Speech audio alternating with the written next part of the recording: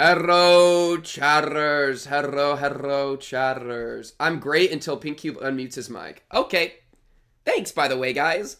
Hello, this is a very fun and exciting special stream. We got the Flaming Shark, in it. Yeah, that's basically the thing. That's basically the thing. Let me pull up our beautiful camera so you can actually see us, chat. That, I think, would be something you would prefer. Boom! Surprise! So yeah, chat, that's what, oh, frick, I think I messed up my vertical output. I'm just gonna close it, it's fine. So yeah, chat, got Flaming Shark here. We're gonna talk about HAZBIN Hotel. That's like our game plan. Yeah! That's the plan, chat! Isn't that so exciting? We'll see how it goes. Yeah, but, anyways, I don't know. I feel like we're supposed to, like, how's...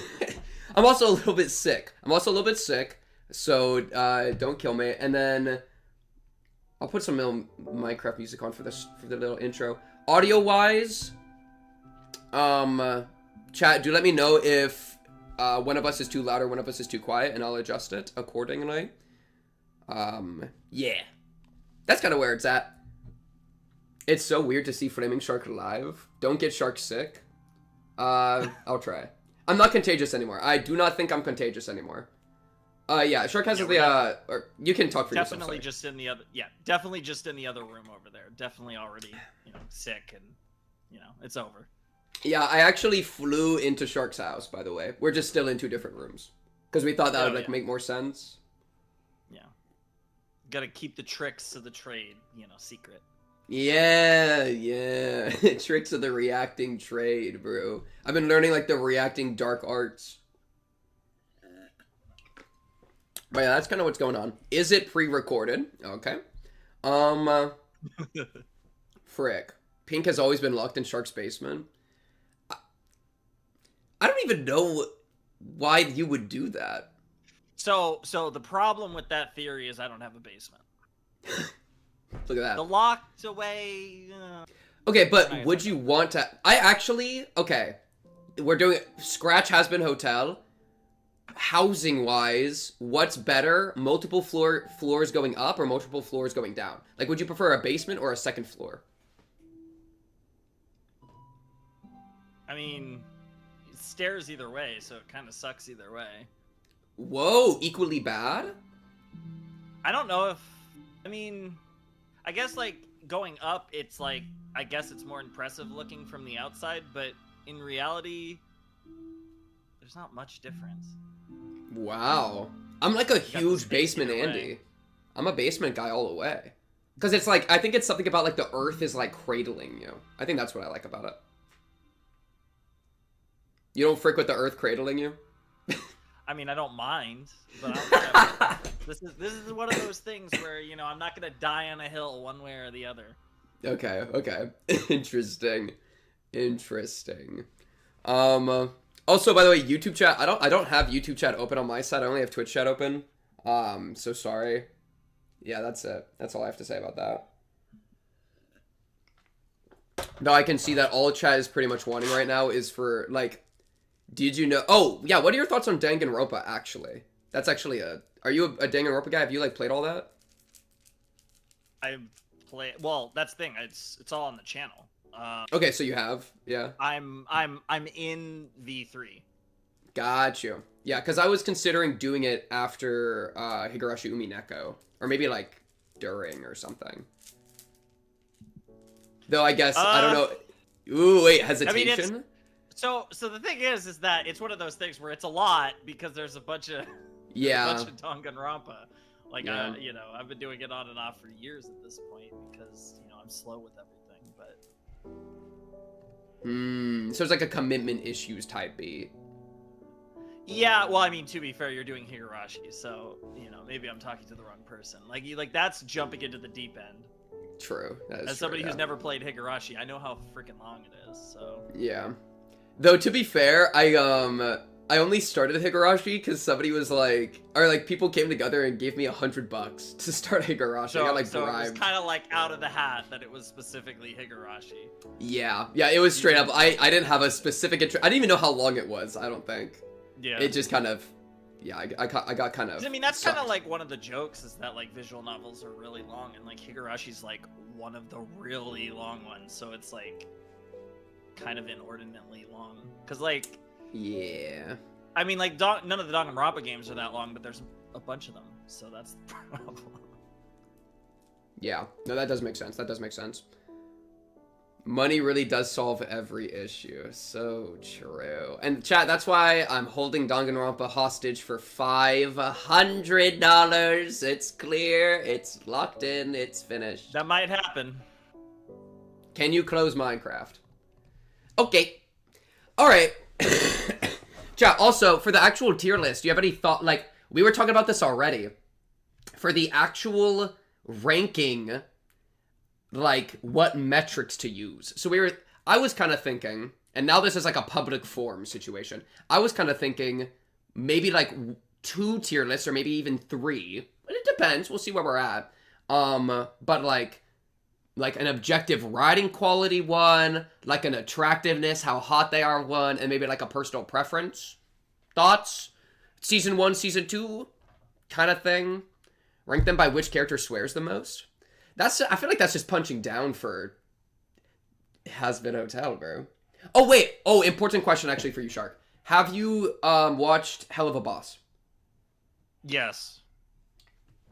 Okay, I haven't. And so I don't know how much that'll, like, influence a difference. But I've definitely been...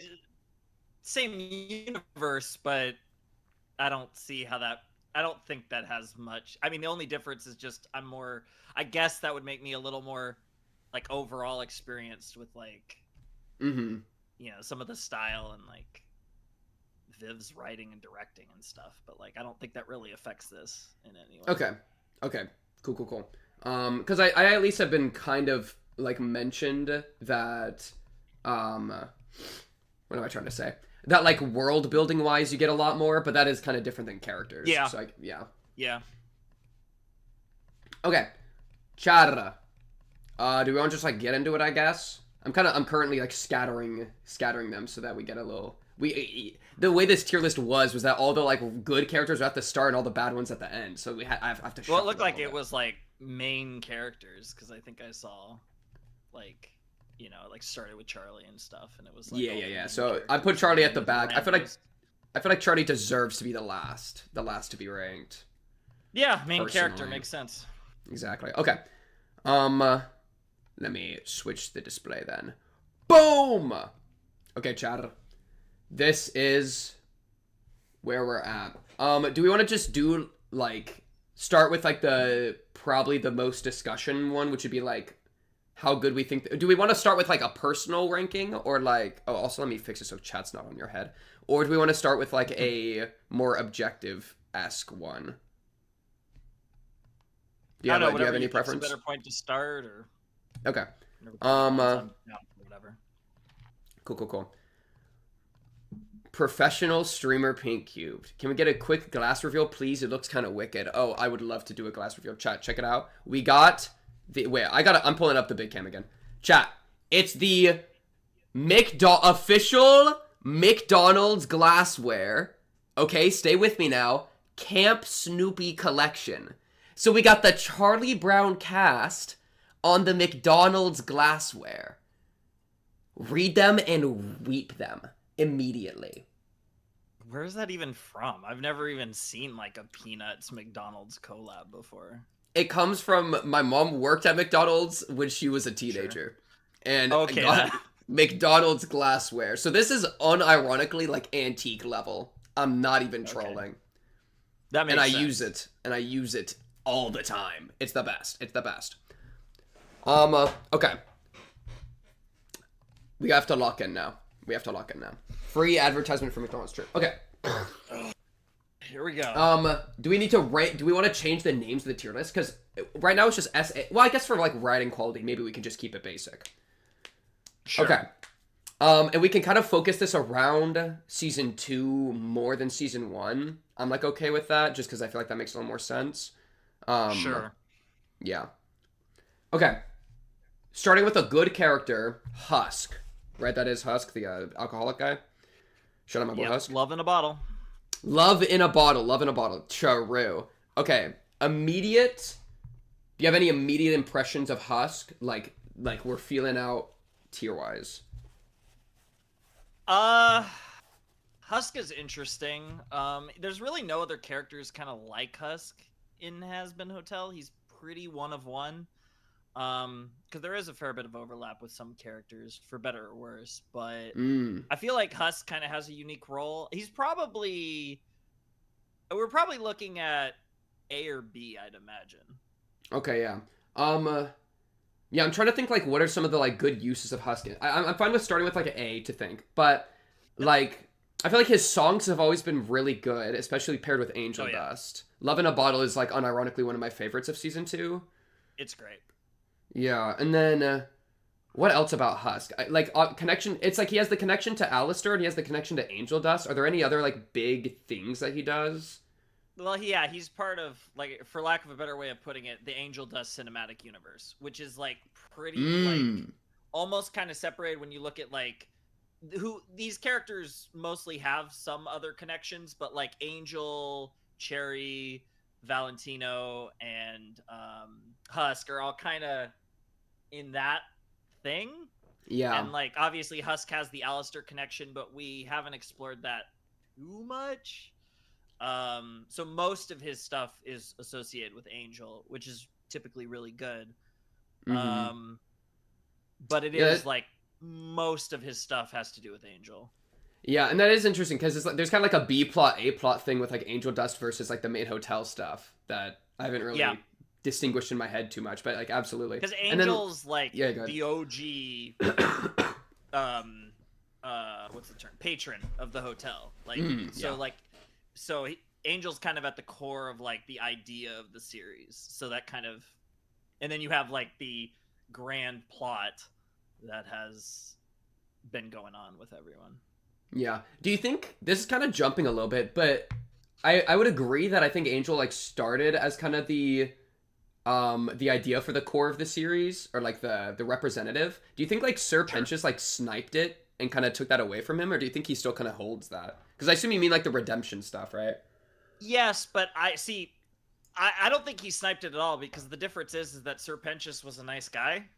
Okay. And like didn't really have that much wrong with him. There's a reason why Sir Pentious got into heaven relatively easily, whereas Angel is probably that's probably not happening until near the end of the story, if I had to guess. Yeah.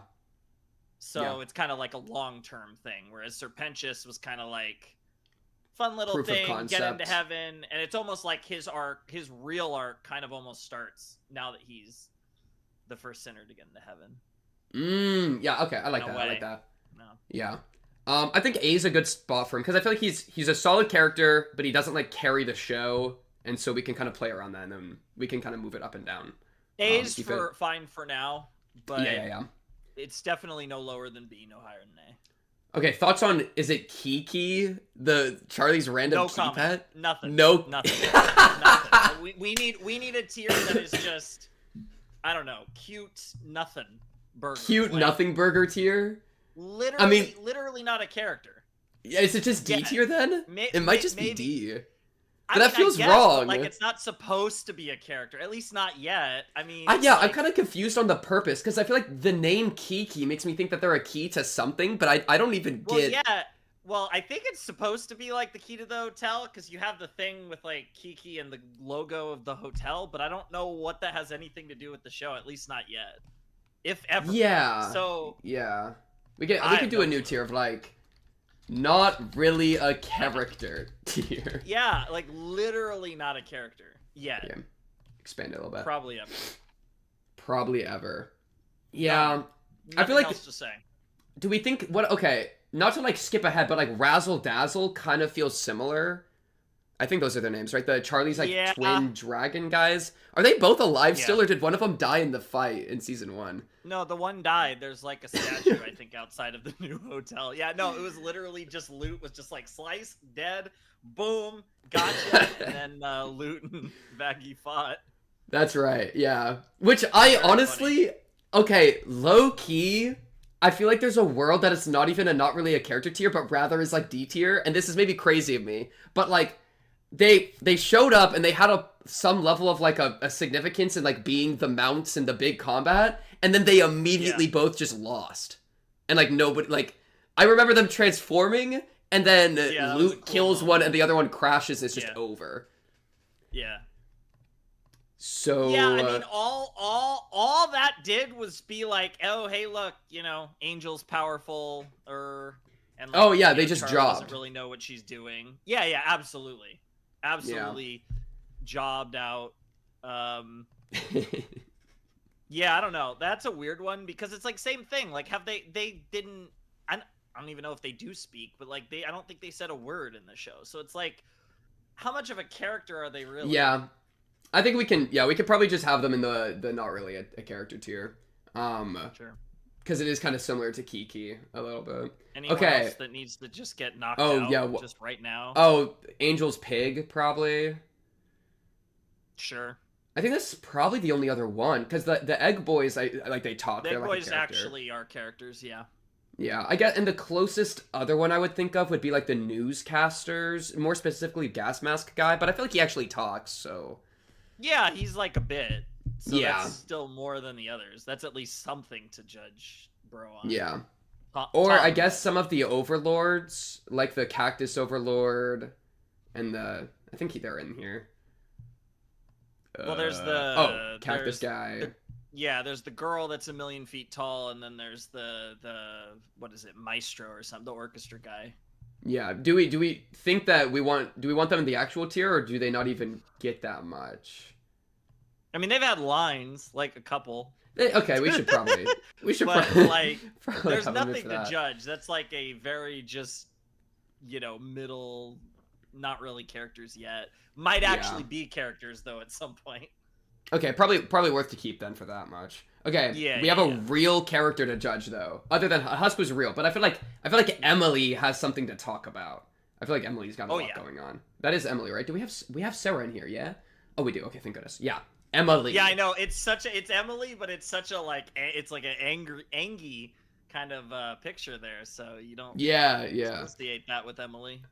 Huh. Emily's kind of a weird character. It reminds me of what you just said with Husk, where like Husk is very unique, and like Emily to me kind of just feels like Heaven's counterpart to Charlie, where they're like 100%. They're just kind of the same thing but in two different spots.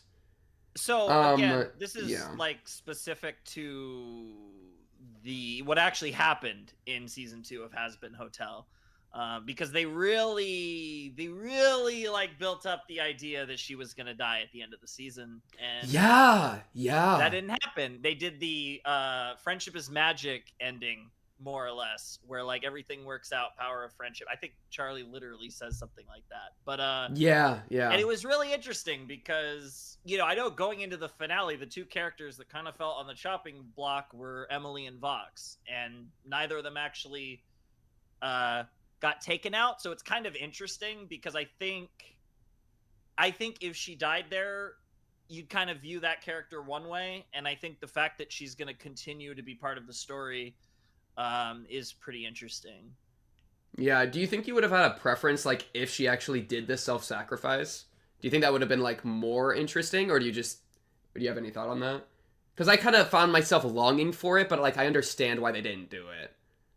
I actually, it's interesting because this felt like a show, like, this was a very, like, again, not directly associated to her specifically, but it was one of those weird things where where they did the whole ending that was super happy, and then they kind of like tied up a lot of the loose ends. And I think the way that I've kind of described it is there's not many characters left that can really stir the drink to get to wherever we need to go. Like, obviously Lilith's the big one. You know, Lute, we'll get to Lute later, but they saved the big blow off with Lute, so they still have that. But it was kind of one of those weird things with Emily where it did feel like I like, again, this has really nothing to do with this discussion, but like I'm very curious where her character goes from here, because it does feel like they were writing her conclusion, and then they kind of give you the little nah, we got this. And I'm like, she's one of the characters I'm pretty interested in going into like season 3 and 4 or whatever, and like 27, 28 when we get more Has-Been. Oh, is it really gonna be that long? I think it's I think it's 20. I think it's gonna That's be. so sad. I think what I was told is that it's gonna be season 3 to season 4 break's gonna be pretty short, but I think it's 2027 for season 3. Okay.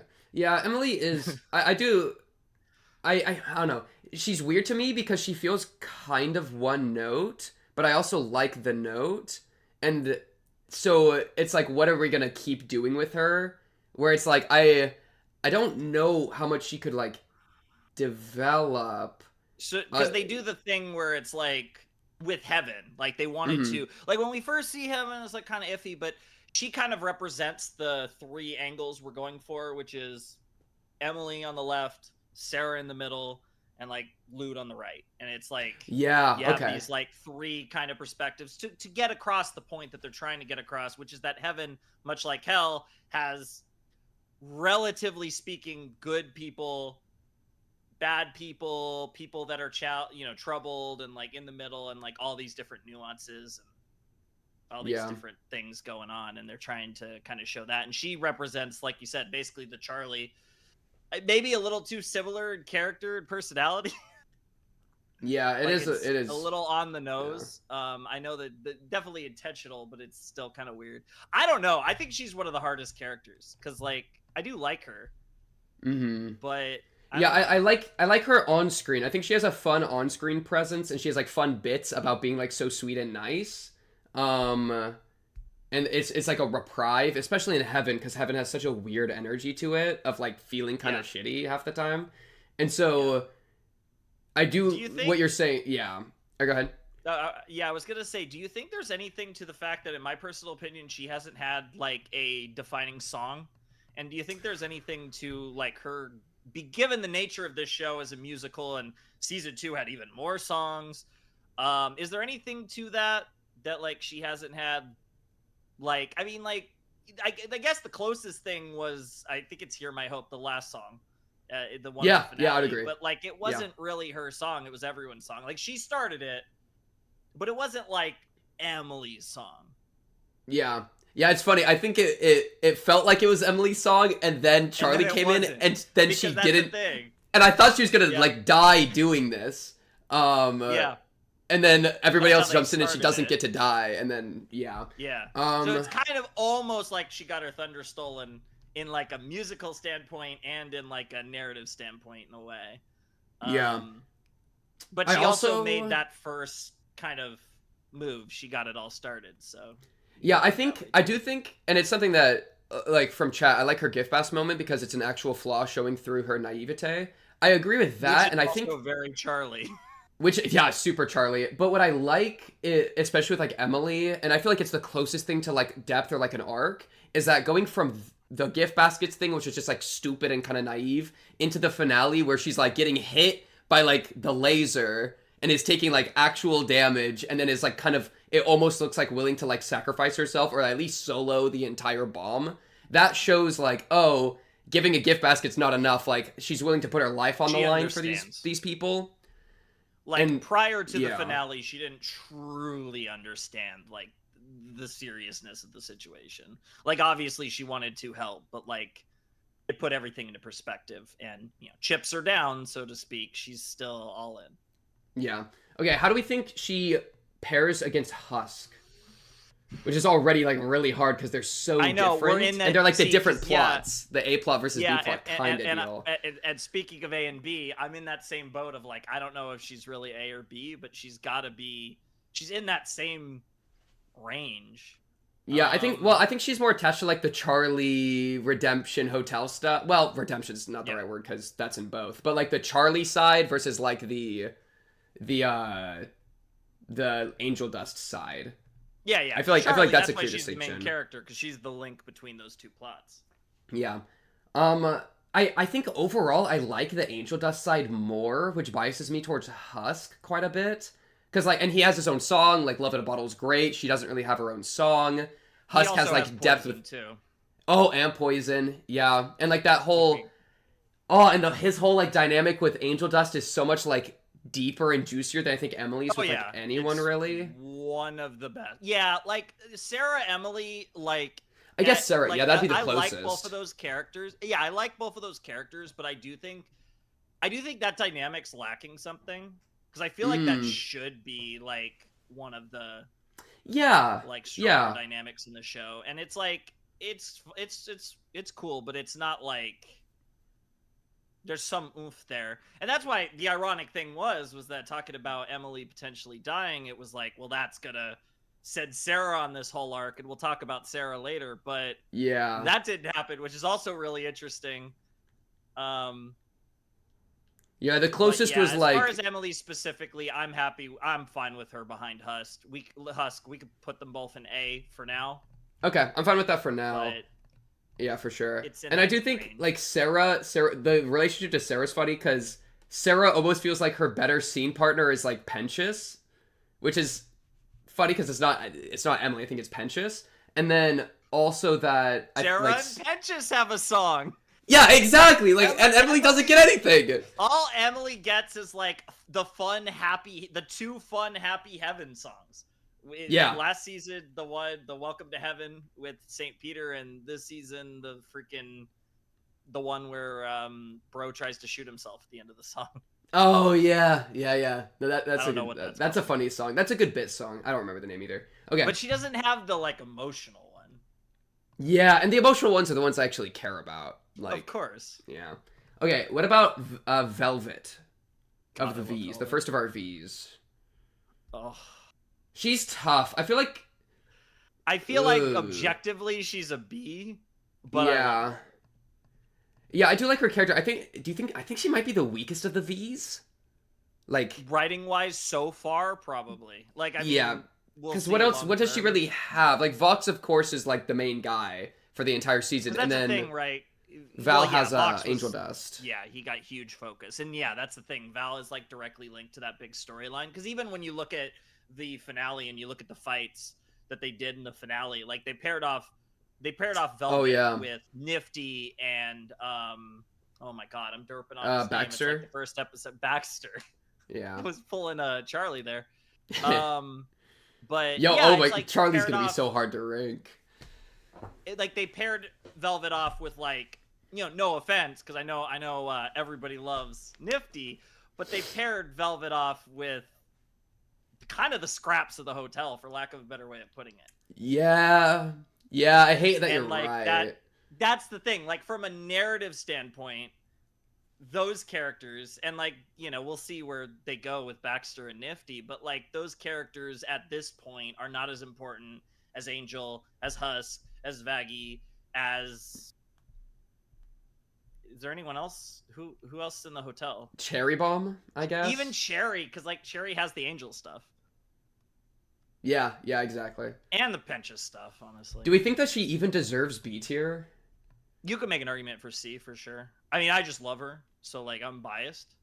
Because like the best thing about her in this season, straight up, is the fact that she changes outfits every scene. That's super true. Writing. She is fun to look at. That's just like base. Yeah, like visually, and she's a great singer, and she actually gets to sing a bit, so that's cool. But like, yeah, it's tough. It's tough with her because I feel like we're probably gonna get, I don't know, because they're gonna de-emphasize the V's, but like it's clear that Vox is going in the background and Val's going in the foreground. So like, I don't know. Yeah, but like, where does she go? Like nobody really cares about her. Yeah, she does feel like the third V. Oh no, is she the token female? It's like the classic like main charismatic guy, second, like it's like a main hero Lancer woman. She's the woman. Well, it's funny because Viv would make a joke like that. But it's weird because like I feel like it's there, like the personality's obviously there. But yeah, I mean, and she did have her own song, right, with Carmilla in season 1, I think. Didn't she have like a I Hate songs. You? Yeah. Yeah, Respectless. It's awesome. She's great in that. Yeah, and it was interesting too because Vox and Val have the Vox and Val has the like weird pseudo lovers like relationship, Yeah. right? And Yeah. like Velvet's kind of the other one. In the third episode of season 2, we get Vox and Velvet like tag teaming at the hotel and like fucking with Charlie and just Oh, like, her, like okay. that's probably where you get to see, even there Vox is kind of leading the show, but you get Yeah. a good bit of Velvet also just being cool. And that's probably like her best moment as a V specifically. Yeah, you course, said we get Vox and Velvet tag teaming at the hotel, and I was really confused where you were going. I was like, I swear I would have remembered that scene. I mean, to be fair, given this show, I don't blame you. Yeah, yeah. But yeah, that's actually a crazy point, because she doesn't really, like, of course, Val and Vox have their kind of thing as kind of lovers, and there's whatever, and she's really kind of third-wheeling that, too. Yeah, I remember even at the very end of season 1, when they do the last song, where it's like the recap, not the recap, the like, everybody's finished song right before they do the reveals at the end. Mm-hmm. And it's even like, I think in a shot like that, where it's like Vox and Val are like doing their things when they're like singing about like what they're gonna do, obviously season 2, and then Velvet kind of like pops up in the middle and is like, yeah, we're together. I support this. That's kind of that whole vibe. This. So it's weird because it's intentional. Like, it is very clearly intentional. Yeah, and I don't think it's done poorly. I think incomplete one. I think yeah. like it is one of those things where she's going to be interesting to look at when like the show's over. But I think right now you could easily make an argument for C. Putting her in B would just be because I like her. Yeah, maybe we can C, and then if like we can maybe shift her up. Because I feel like she does toe the line. We need to see who else we put in C, I think. Okay, Carmilla Carmine. Perfect transition. She's weird. I feel like she's in... I feel like, okay, this is going to sound a little crazy, but I feel like her only real thing in season 2 mostly is like, I gotta protect my girls. And that's kind of it. And that feels like... that is the basis for, like, her whole character... Exactly. ...in Season 1, too. But, like, you could say that that's... Like I said, you could view that as a negative. Yeah, I feel like she was more impactful in Season 1, but she also I'd agree. I think, even though she only was in a couple episodes, she felt more important in Season 1, because you get the episode 3, I think, of Season 1, where you get the Velvet... You get the Overlord meeting where Velvet confronts her in the song. Then you get the other song where she's like, oh, I gotta protect my kids. And then you get the stuff later with her and Vaggie. So, like, it feels like she was only in a few scenes, but they were very powerful in season 1. Here, I mean, outside of, like, a one-liner that really cracked me up, like, you know, and she has her little moment where she and Zestial join in on the spirit bomb thing. Yeah. Yeah, again... I like her a lot, but as far as season 2 specifically, she just a plot device to build the weapon. It's really all she did. Yeah, I think her season 1 performance does carry her quite a bit, because like her and Vaggie, I think were a really good combo.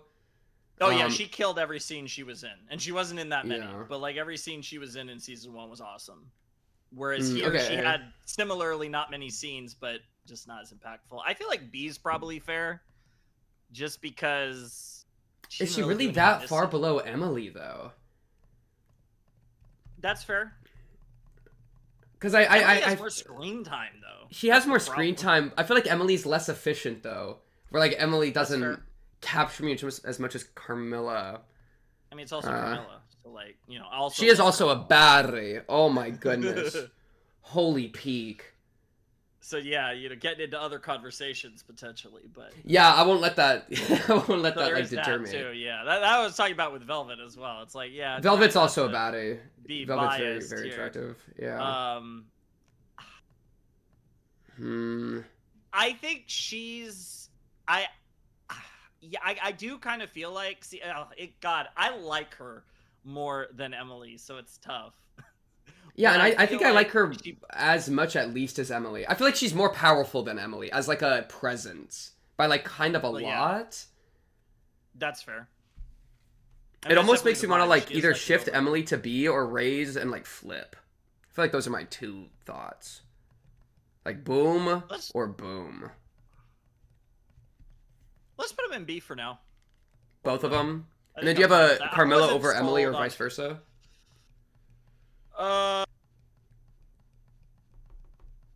We could leave it however you want for now. If you really Okay, want to put we can do both a we'll do a of them. final shuffle eventually. Yeah. Okay, yeah, now we're just getting get to like them the into tiers. really good characters though. What about Cactus Overlord guy? Oh man, Remember that time that he shot his I'm needles? trying to remember bro's name. Bro, because I'm a sicko, and I know Vox says his name in the song, but I only remember one, like, and I don't remember what it is, because like Vox does like the accent or whatever. Yeah, because I don't Vox is care. on his like racism Whatever. shit. Yo, I Totally, love Vox. I think it's right before he does the yeah, the mariachis or whatever. Yeah, so I mean, good. is he Oh just my D God. tier because like he's definitely not in the same tier as Velvet. Oh And God, he just no. yeah, like that's like It's sickening really, to even think it's really about. the argument of D or not really a character.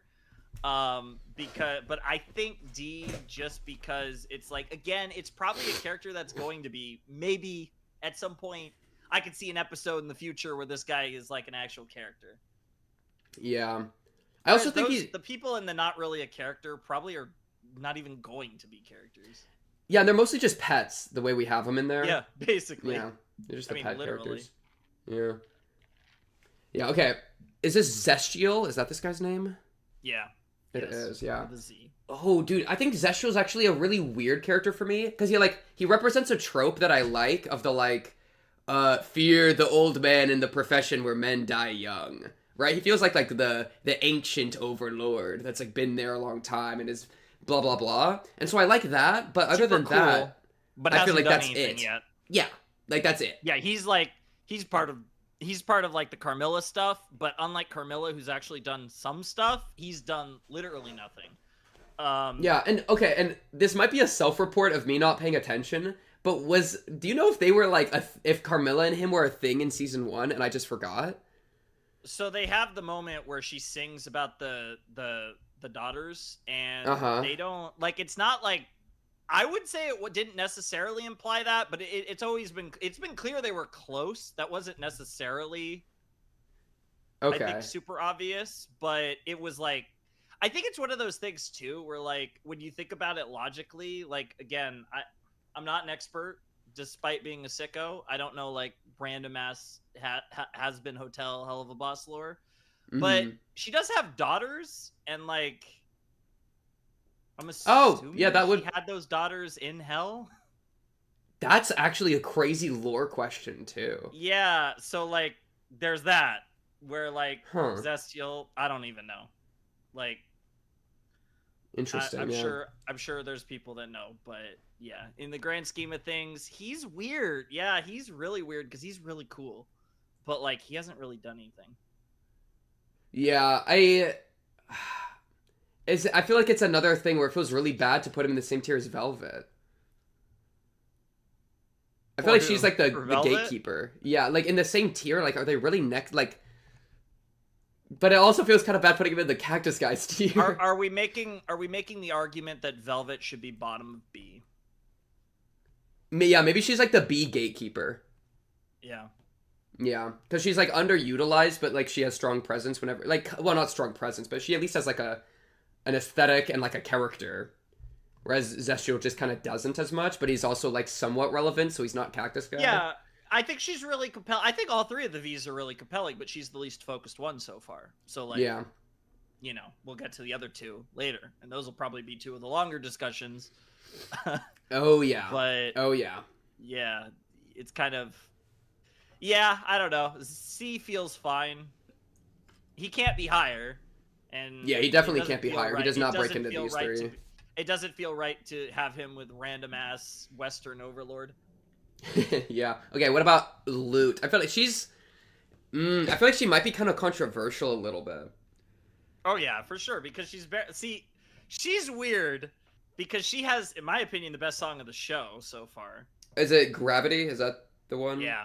Yeah. Like for me, Dude, personally. I've seen people glazing Gravity. I don't think it hit for me as hard. Yeah, that's fair. Yeah. But like when you take that out, like she has she has a compelling narrative that they've not really gone anywhere with yet. It's kind of interesting because one thing I do really like that's kind of like an interesting thing about her character is how loyal she is to Heaven. And, like, despite the fact that she's an absolute psycho bitch that, like, just can't help herself.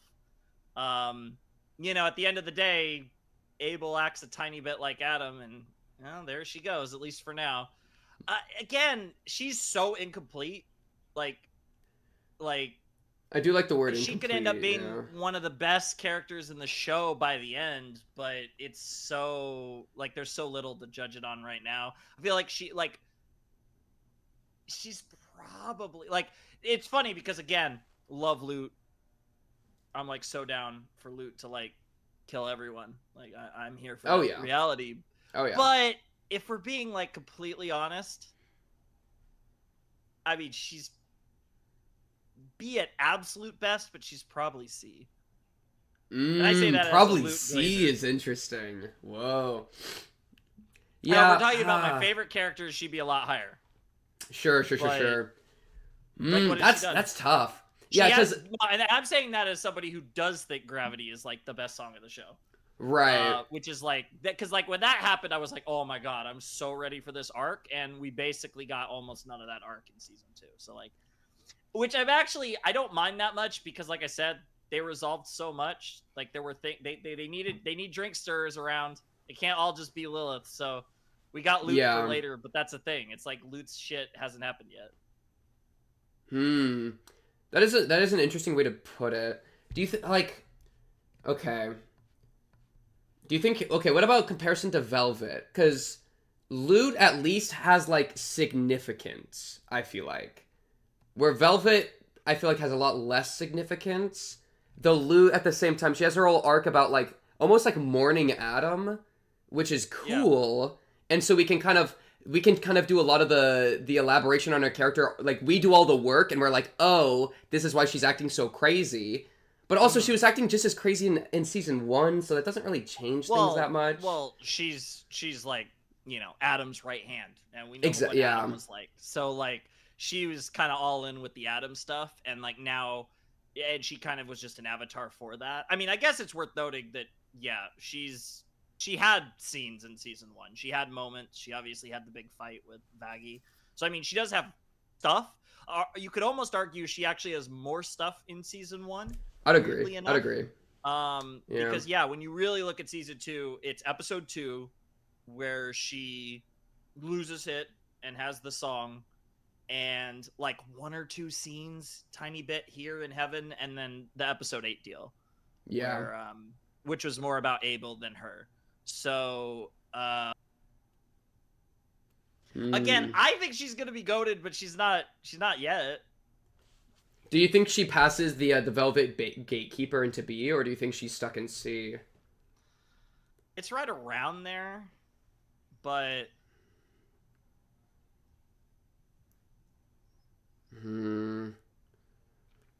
Oh, this one is what tough. are you thinking? I'm trying to find. I feel like I'm grasping at straws for actually wanting to put her higher, and there's actually kind of a good. Well, I actually don't know how much I like her as a character. Deep down. Whoa! Okay, so you're saying. Whoa! So you're just saying she's hot. Okay, I understand. Well, okay. Listen. Yes, it's true, but, like, I don't actually know how much I value her as a character. Because it almost feels like she's just there to make things go worse. It almost feels like slightly plot devicey to me. How they used her in the finale, definitely that was the case, which is really interesting because then it was, like, again, a red herring, which is, like, the most interesting part about it. Like, it was the finale of red herrings. And then also, I never liked Adam that much in season 1 too. And it was that the Dickmaster. I don't think I'm much of a fan of the Dickmaster, and so I feel like like her connection to, because it was just like, and maybe it's just because I wanted that's kind of, I think, a growing pain with, like, enjoying the show, is that, like, Heaven is so shitty, and, like, Adam just, like, shoves it down your throat a lot, And so until you get Adam used to is that, literally the worst. So yeah, he's actually the worst, and so it almost feels like frustrating or something. Yeah, I can get that. But like I said, I'm perfectly fine with her being in C tier. We can do C. That, like, yeah, I think I want her to be in B, but I can't come up with a reason. Not yet. Yeah, not yet. Okay, another goat gas mask guy. Tom Trench. Good. Hey, that's impressive. That's impressive. He's funny. He's the bit. He's the bit of most. Bottom of of C or top of D, right? Like. See, this one's weird now because now I'm running into the same issue where I'm like, it doesn't feel right for him to be in D tier, but then I see him on the same tier as Lute. That feels kind of weird. Exactly. So we're running into that same issue. It's definitely. Well, I think bottom of C is fair. Yeah, it's kind of like how good are they at executing what their character is supposed to execute? Sure. Like, he's the bit character, he does some bits, I didn't mind his bits, GG. Yeah. Lute has, like, all these, like, kind of deeper things going on, but I feel like they're not executed and juiced to, like, the full potential, which makes her feel lower. They haven't even done most of it yet. Yeah. That's the thing with Lute. Again, she's very, very incomplete. We can say that about any character, obviously, show's not done, but she in particular is very incomplete. Probably have a better idea one way or the other later, but yeah, Tom's cool. I think C's fine. Bottom of C's fine. Okay. Mimsy. Everyone's least favorite character. Okay, at least you said it and I didn't have to. Because I mean, that's like, in the middle of a really good musical number, she just comes in and is annoying, and that's her entire character. I don't remember anything. Like, and she's like kind of like an Alistair like backstory connection, which is kind of cool, but like, she doesn't actually cool add anything. They do show a shot of her human Mimsy in the Alistair backstory, which was cool. But other than that, she's not in the show. She wasn't in season 2. She was in one scene in the entire show, pretty much. She gets like a fair bit of dialogue in that scene. And obviously, like you said, she ruins the end of one of the more iconic songs of the show. Yeah.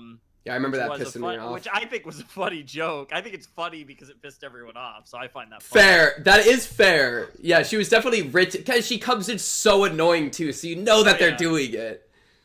Yeah. She's probably D. Above Cactus Guy, though, right? Because at least she has, like, a purpose. She's a character. She is a character. So she can go above. He's, like, borderline not a character. Yeah, and I also do like that. I think her connection to Alistair and like her almost having like, or Alistair almost like having a soft spot for her, like taking care of the goons that were chasing her. Dude, I just realized characterizes him. I realized you stacked the end. It's Angel, Alistair, Charlie at the end. Oh yeah, we put the juicy ones at the end. And Lilith, Vaggie, Cherry, Nifty. This is a streak. Well, see, because Lilith is just another Lute, where it's mostly just that's so true, but it's interesting to talk about. Yeah, I mean, do we just want to talk about Lilith now?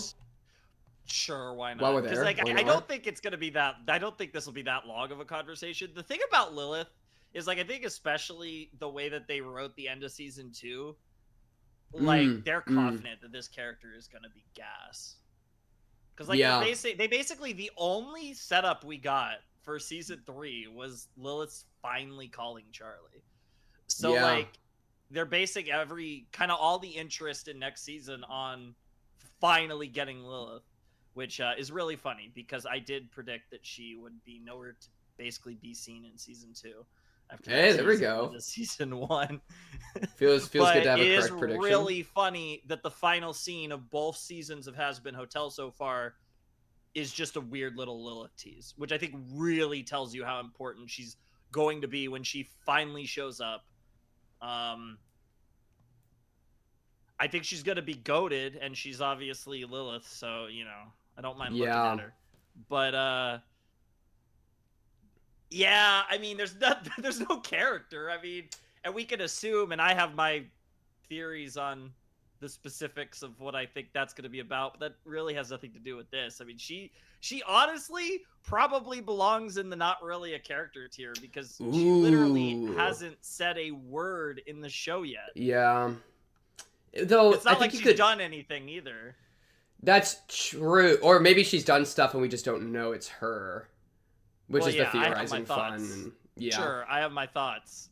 I feel like there's also an argument though that like her role is to be like the twist or the tease or like the motivation. Like she has like a pretty clear role, I think, and perhaps like a villain even. Like Well, I I don't know. have a pretty, like I said, I have a pretty strong thought of where I think the Lilith thing is going, and it's kind of, in a weird way, it's kind of in the middle between her being like, you know, what Charlie imagines her, and like, Yeah. say Vox kind of speaks of her as. But the funny thing is, I do think the end. I do think we're eventually going to have like the deal where like Charlie has to like reject Lilith. Yeah. What she's done, because I think we're gonna get into a whole ends justifies the means kind of deal with Lilith. Yeah. And that's a good phrase. Like she's haunting the narrative. I would agree with that. Yeah, I feel like she has like even without having lines, she has so much presence, and that's really valuable. Sure. Vox in the song being like, "Oh, this is what Lilith would have wanted." Charlie, like 90% of Charlie's character. Yeah. And so I feel like that in a way, like the role that she has of being this like spooky thing that everyone's trying to like, I don't know, like rank themselves by in some form. Yeah, she's a specter is really over effective. The series, 100%. And I feel like she does a good enough job at that like maybe she deserves to be kind of high actually. I mean, yeah. I mean, again, it goes back to the whole thing. It's like we're judging her off of nothing. I mean, if we think that nothing is really good, which it is, I think it like, you is. Can make the argument where it's like it's one of those weird things where it's like, see, this is really weird because this is more a conversation about like the writing of HAZBIN Hotel in totality than like Lilith's character, because again, we don't really have Lilith's character. But yeah, like again, you could convince me of like any tier for this, depending on how you want to approach it. Yeah, I feel like it's almost like she's like the personification of all the theorizing, and the theorizing is a lot of fun. And so because she's like an outlet for that I think is effective because she's teased like appropriately, she's got to be like, and this like, show is like maybe high B, and sure, like you could argue. I think any tier. Yeah. Like, it just depends on how you want to approach it. Because, again, it's one of those things where it's like, she's another incomplete, obviously, like, where we really don't know. But I feel like her being incomplete is good. Oh, yeah, no, that's the difference. That's why I like her. Look forward to. And I think, like, the fact that, again, from a meta standpoint, they ended both seasons of HAZBIN Hotel on, like, weird little Lilith teases. That to me tells me they're so confident in this character. Yeah. That like it's going to be worth the wait, and like she's going to probably be an S or A tier character.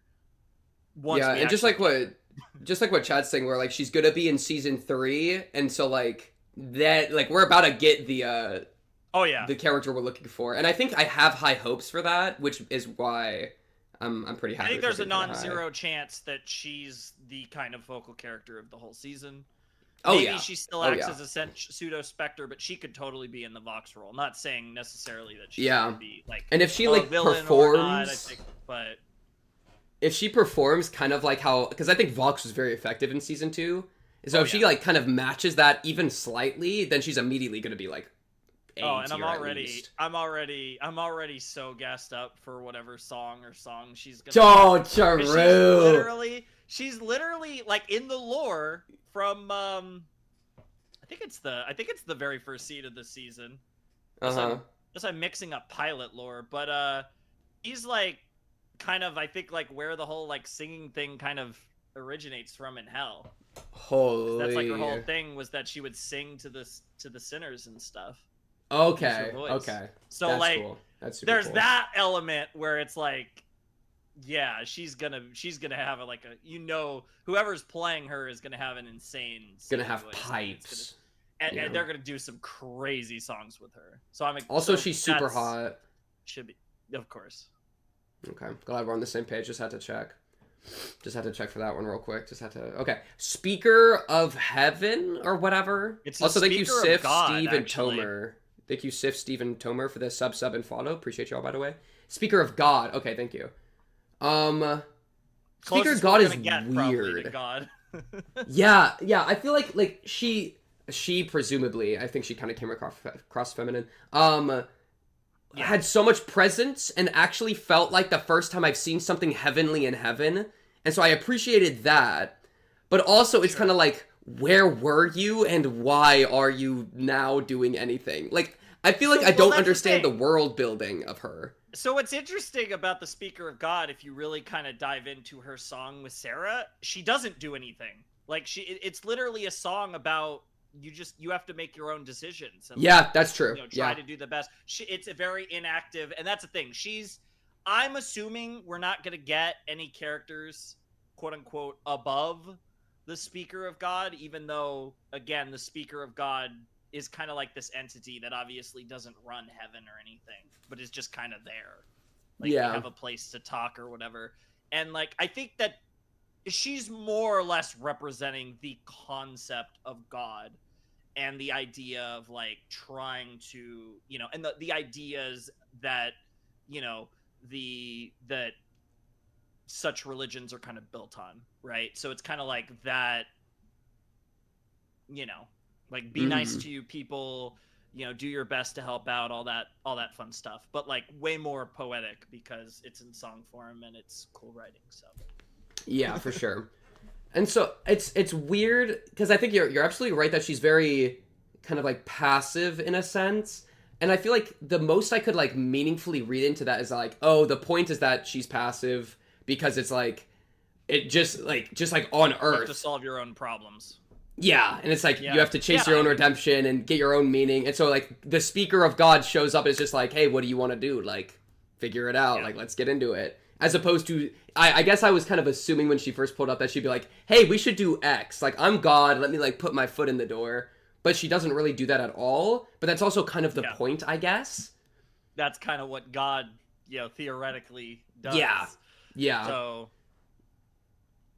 even though that, again, not it almost, I think my problem with it is that, like, it seems so meaningful for heaven to have, like, a presence of God that since, like, the closest we got is, like, this character kind of showing up in, like, one moment and being like, what do you guys want to do? Like, it's like heaven doesn't feel like it's even connected to God almost.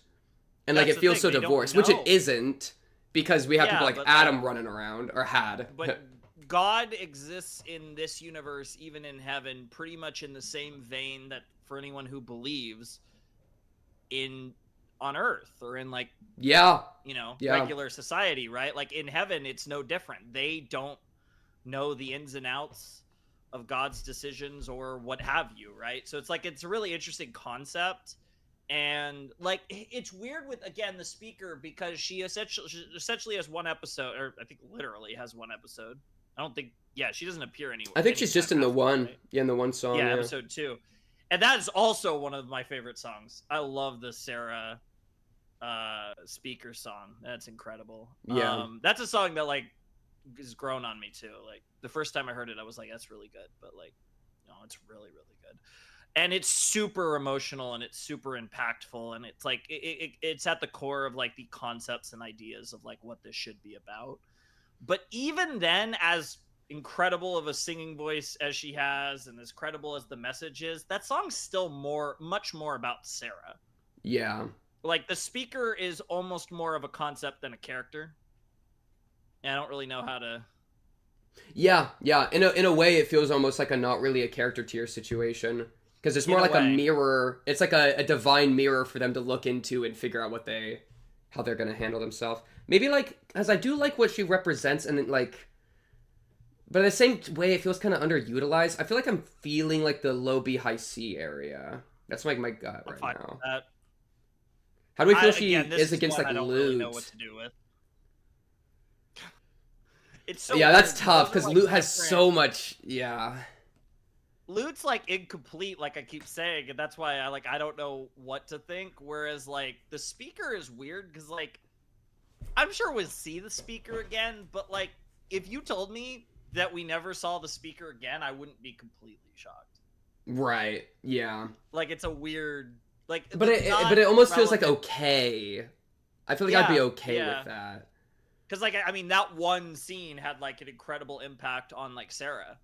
And, you know, that's, like, it meant something to her that, like, something, there was someone that she was able to speak to. Because haven't gotten to her yet, but one of her big things is, like, she's kind of the one making all the decisions, and she has no one to look up to. Yeah. And that's, like, a big thing with her character, so. I don't know. Maybe like High C. Because it's a little, like, underutilized, but, like, the one scene they were in was effective, I think. Whereas Lute kind of is in a handful of scenes, and, I don't know, feels more incomplete, I think. Yeah. That's the key word for Lute, for sure. Ah, goodness. What about Adam, bro? Adam's gonna be so hard to rank for me. Yeah, like, I think Adam's great, but, like, again, I get why anyone who says they hate Adam, like, I get it, but he's like, it's like I hate him, but I know I'm supposed to hate them, so, like, and he's they did a good job at making me hateable. Over the top that I just see him as hilarious. Right. Like, it's so absurd that, like, because I feel like there's other villains that I think, you know, that more traditionally fulfill that role of being, like, despisable. I think Adam is so stupid and so ridiculous that, to me, he's just funny as hell. Yeah. But I enjoy him, and I thought it was really cool that he died. Yeah, I did like that. I did like that. That sounds funny, but it's also one of those things where it was like, yeah, it creates that understanding in the narrative that, like, characters can die. That's a big reason why, like, we might have thought that, whether you thought Vox or Emily or both of them, whatever you might have thought with the end of season 2, part of the reason you have those assumptions is because, well, Adam died at the end of season 1. So you have that kind of, that's like a big narrative thing, is like, you got to kill someone of decent importance off in certain types of stories to create that idea that other characters can die later. Yeah, he establishes stakes, comically evil to serve as a villain in season 1. Though, there's kind of a good point from chat, like, him being the leader of the army, is that, like, something that you think, like, now knowing Sarah, does that make sense that, like, someone as kind of clearly as insane and mean as this guy had so much power? And I guess it kind of is because he was the guy, and so you can kind of make it. He's an yeah, I guess that would just be the like, explanation. Powerful, the first man, and I think, because I mean, you look at the people kind of in his lore, right? You have Lucifer and Lilith and all that. Eve. And that's true. He did have I remember in the big final fight with him and Lucifer, there was a fun back and forth kind of referencing that, which I think was an effective use of his character. Sure. It's kind of one of those weird things with Adam where, like, I feel like he fulfilled a role very well. He, like, they executed a role and, like, they took him out when they needed to, and, like, I think, because, like, now I can appreciate that. I can appreciate that. Because, like, he doesn't really have seemingly much left as far as, like, the leftover effects of his death. It's basically just Lute, unless we do dive deeper into the implied Adam Lilith deal that was done with his death. And there is that, which has to do with Lilith, and obviously that's her ex-husband or whatever, so yeah, I don't know. Like, maybe we get something with him that way. I think about it, it'd be really funny if we saw, like, flashbacks of, like, the beginning. That would be so good. Wouldn't that be great? That would be so funny. Yeah, I could frick with an Adam flashback. That'd be good. We feeling like high B, low A kind of area? Because I do agree, he had a role and he did it well, and that's something I appreciate, and I think that's something that we've missed with a lot of the other characters. B for now, I think. B for now. I think there's an argument, and it's also funny to put him with Lilith. Yeah. But I think he's a really cool character, but he's also not, like, he's kind of intentionally not that deep at the same time. Right. Yeah. Whereas I feel like everyone that's S or A is there's probably gonna be you gotta have some deeper emotional depth or, like, thematic thing or something that's really carrying. which is kind of funny, like a funny lead in a little bit to Abel, because like Abel obviously is like the follow up to Adam, in more ways than one. And I think I really liked actually where his character went. I kind of like didn't understand why he was there that much until the finale, but then his moment in the finale was so good that it kind of made me okay with his, like, it felt like he had a full arc, and I really appreciated that. So what's funny about Abel is when I talk about things that I'm super excited for, Abel and Lute and whatever that looks like moving forward. Ooh, yeah. Very excited for that. That's like one of the things up there. I think Abel's like one of the most interesting characters moving forward, weirdly enough, because I do think there's like something to like, I don't know if it's crazy to say, but like long term, there might be something to Abel becoming maybe a little bit more like his dad, and Lute like maybe becoming a little less psycho, like in the long run, like almost like those two kind of, I don't know, like almost rubbing off on each other in a weird way. Yeah. In the long run, at least. I don't know. Because it's clearly those two are gonna like continue to be paired together. Obviously, like literally, he's her boss. So. Right. Bye bye Terminus. Bye bye. Yeah, and I also feel like there's a really good use of his character, which I only really appreciated after finishing, where like he's literally like biblically he's the first guy that got killed. Yeah. That's like, and so him being the first guy that ever got killed and then being like scared of all the violence is like actually kind of genius characterization. Yep.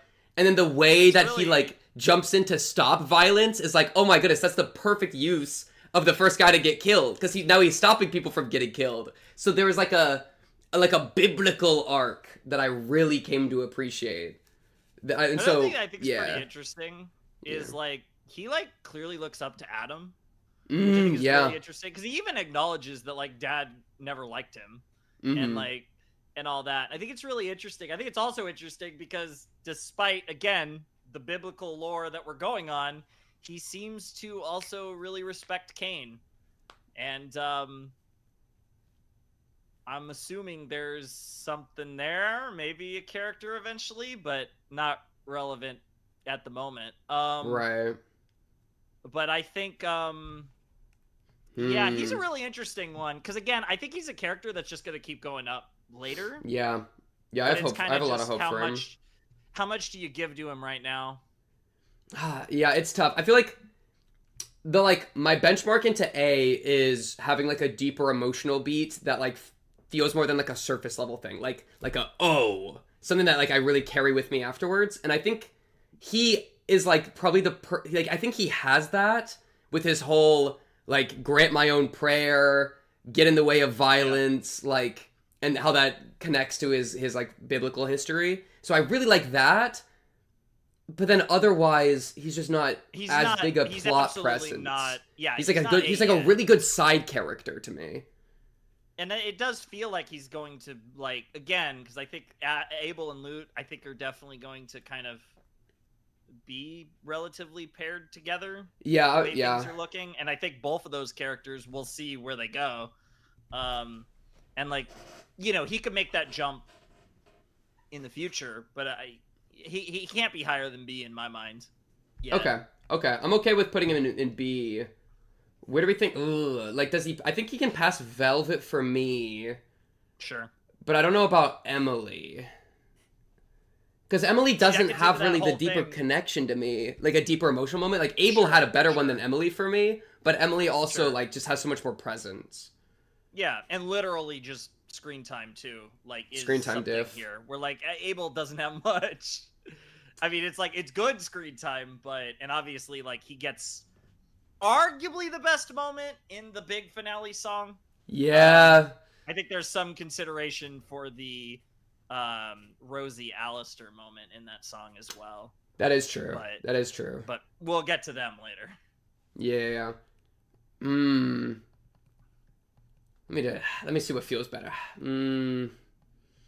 I have no opinion. I can go either way with it. You're stuck either way on that one? Yeah, he seems fine in B. You could put him wherever you want. Okay. I feel like I'm doing a little bit of Emily slander, but I think I gotta stand by it. I think that's just the move. Okay, what about Saint Peter and his little ice cream? He's kind of funny. He is kind of funny. He's like okay, we gotta like start with like Tom Trench tier. That's kind of where he belongs. Like to me, he's kind of in that same vein. Not much of a character. Like he's had a few lines, but Do you think he has better bits than Tom Trench or nah?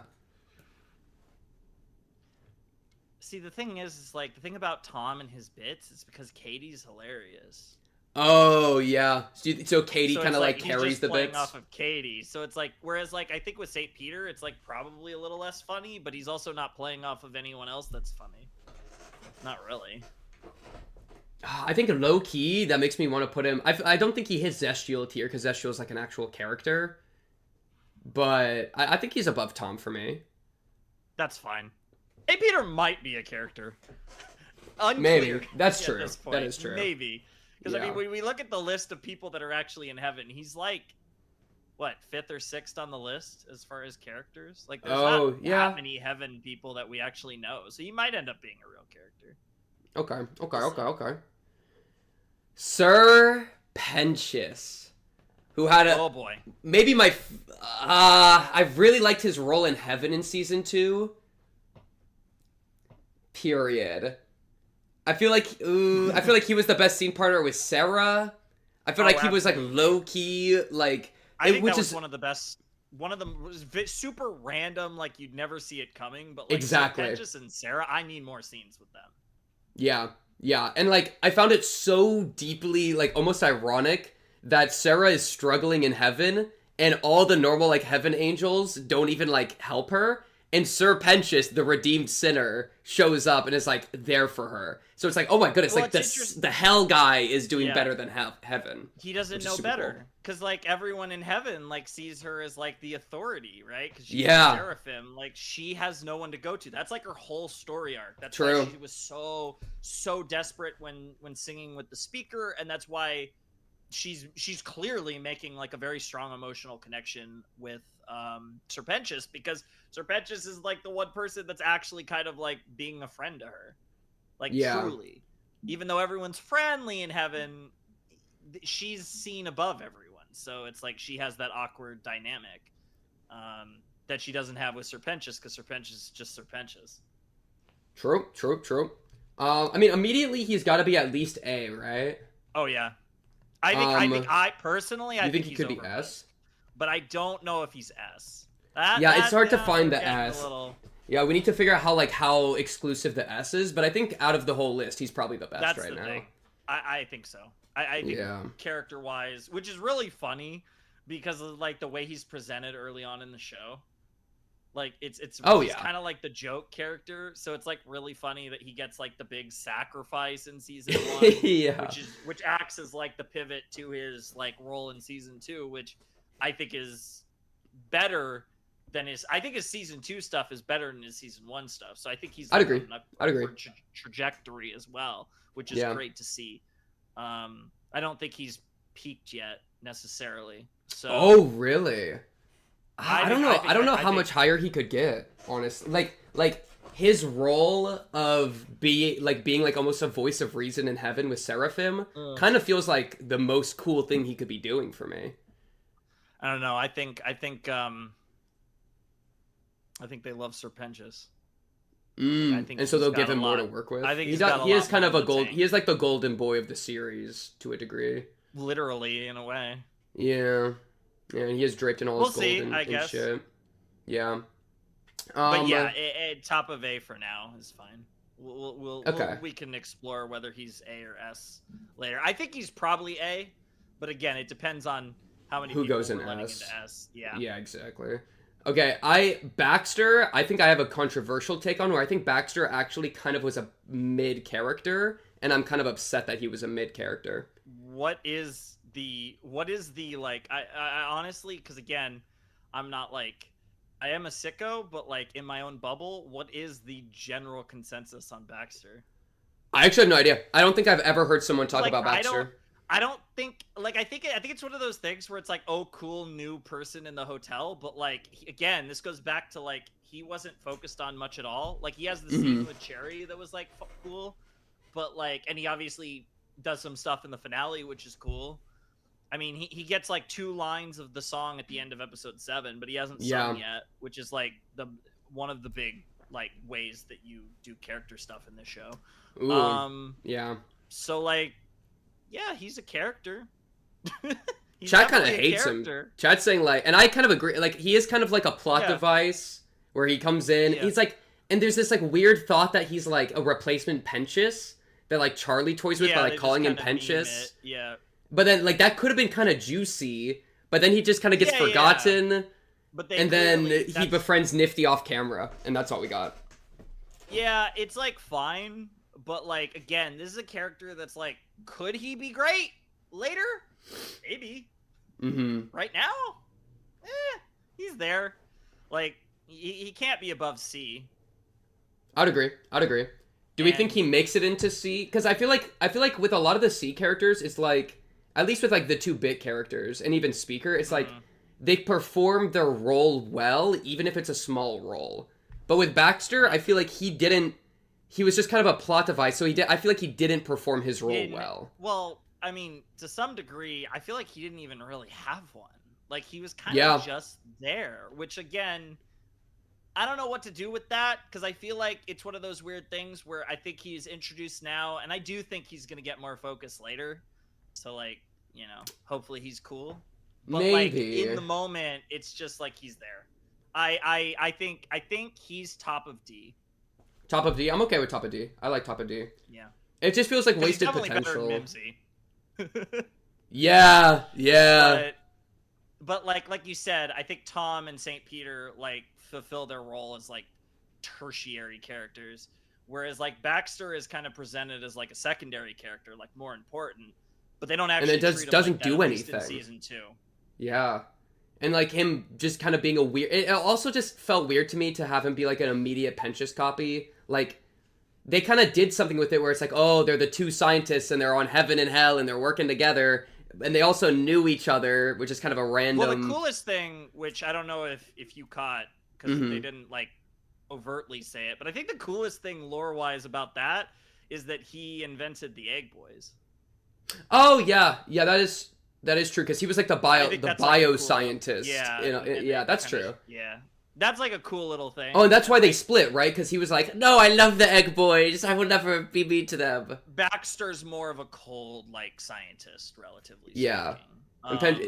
But Penchus is already such a, like, good character and already did his arc, so doing the, like, if he was in season 1, Baxter, then, like, they would have, like, a parallel thing going on. But in season 2, it doesn't feel necessary because Penchus is already the GOAT. Yeah, it's interesting because, like, it seems obvious that there's, like, a Baxter-Penchus, like, thing? I'm curious, like, of the logistics of that, whether that's, like, we're actually going to see Penchus, like, in Hell again sometime soon-ish, or, like, what that looks like, because we're definitely going to get Baxter and Penchus, like, together at some point. Yeah. And, like, they've all, you know, I don't know. Like, I don't know where they're going with that character, but I feel like he's going to probably be more important. Like, okay. If I had to guess, he's going to have more relevance in season 3 than season 2. Just throwing out, you know, a random guess there. Because it's like, that's the thing. Like officially speaking, I guess there's 3 members of the hotel now, and it's Angel, Cherry, and Baxter. So, like... Yeah. Presumably some more going into season 3, right? Because I feel like part of the... as far as, like, actual... Yeah, characters. True.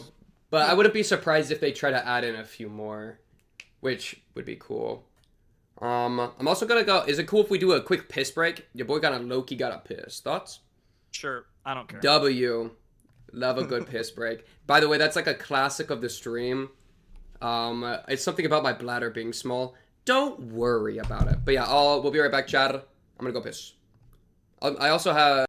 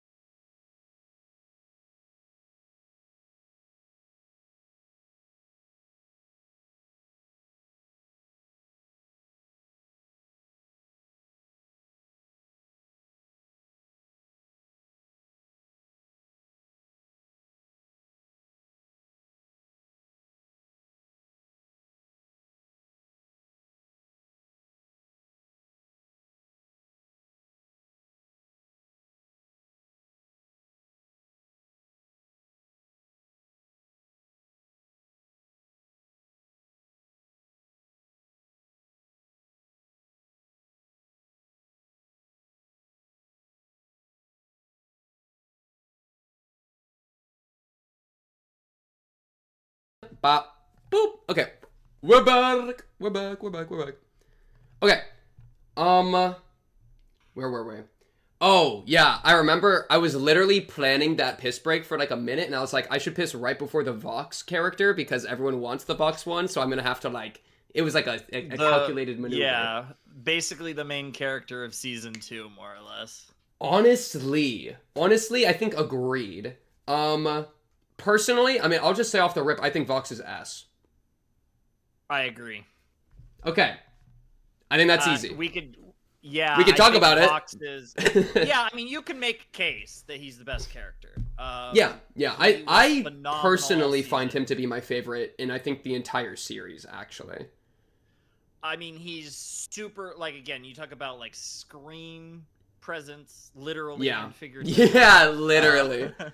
But he commands the scenes. He gets like 12 million songs this season, which is very funny. Like it felt like every 5 minutes he was singing.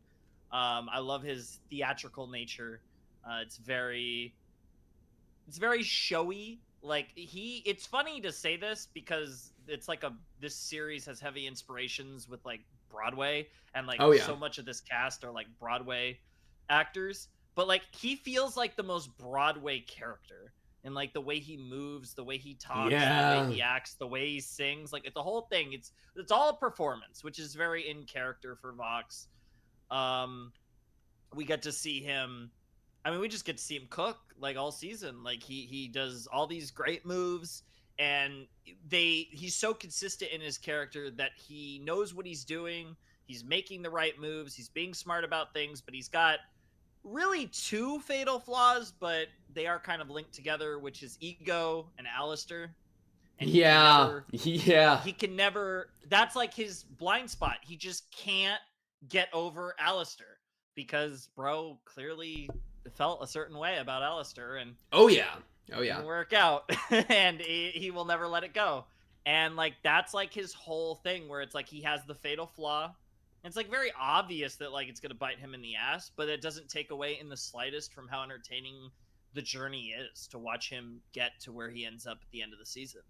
And it's funny because I love his story so much that I feel I kind of have mixed feelings about him surviving the finale. Ooh, I do too. Yeah.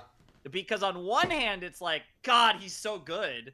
I love him. I'm excited to see more of him in whatever role he's going to have.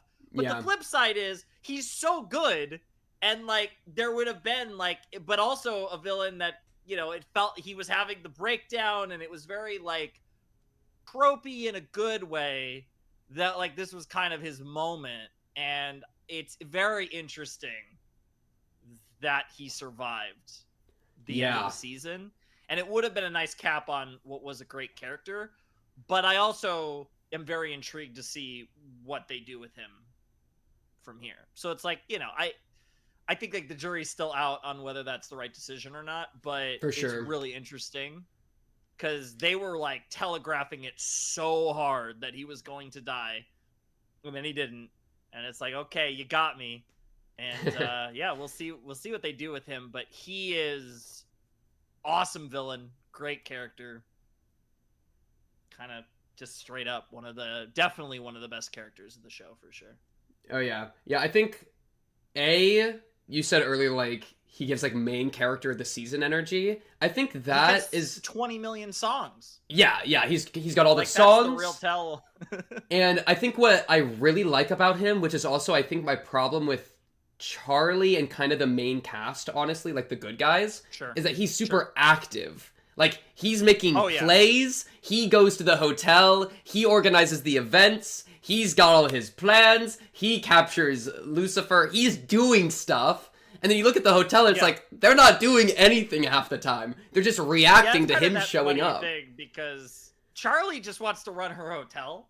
Yeah. And she's kind of, like, the story kind of continuously forces her to get into, like, these bigger concepts of, like, you know, a war between heaven and hell, the V's doing all their V's stuff, and like all this stuff that she really doesn't want anything to do with. She just wants to like rehabilitate sinners, and save people. But like she's kind of the plot kind of demands her in other places, and she just it'll be interesting to see, I think, over the course of the series, if she does have an evolution of becoming a more active participant in the events of hell, or if she continues to, be Charlie, for lack of a better term, and just kind of be, like you said, more reactive as opposed to proactive, which, But yeah, no, Vox was the driver of this whole season. Like, this was the Vox season, and it was great.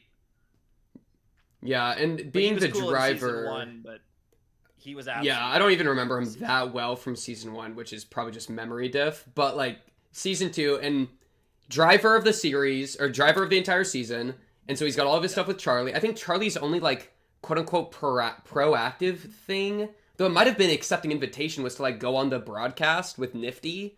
That kind of felt, I don't remember if she was invited on or not, but like that at least was her is seemingly doing something, whereas every other event of like every episode was like he's making the move, he's making the play, and yeah. He was really good for that. And then or go ahead. Yeah, I was gonna say, to clarify on your point, because episode 3 was the episode where Velvet and Vox go to the HAZBIN Hotel and all that nonsense happens, and then I think it's beginning of episode 4 that she goes on TV. Something like that. It's the other plot going on along with the Alistair, Rosie, and eventually Alistair Vox things in that episode.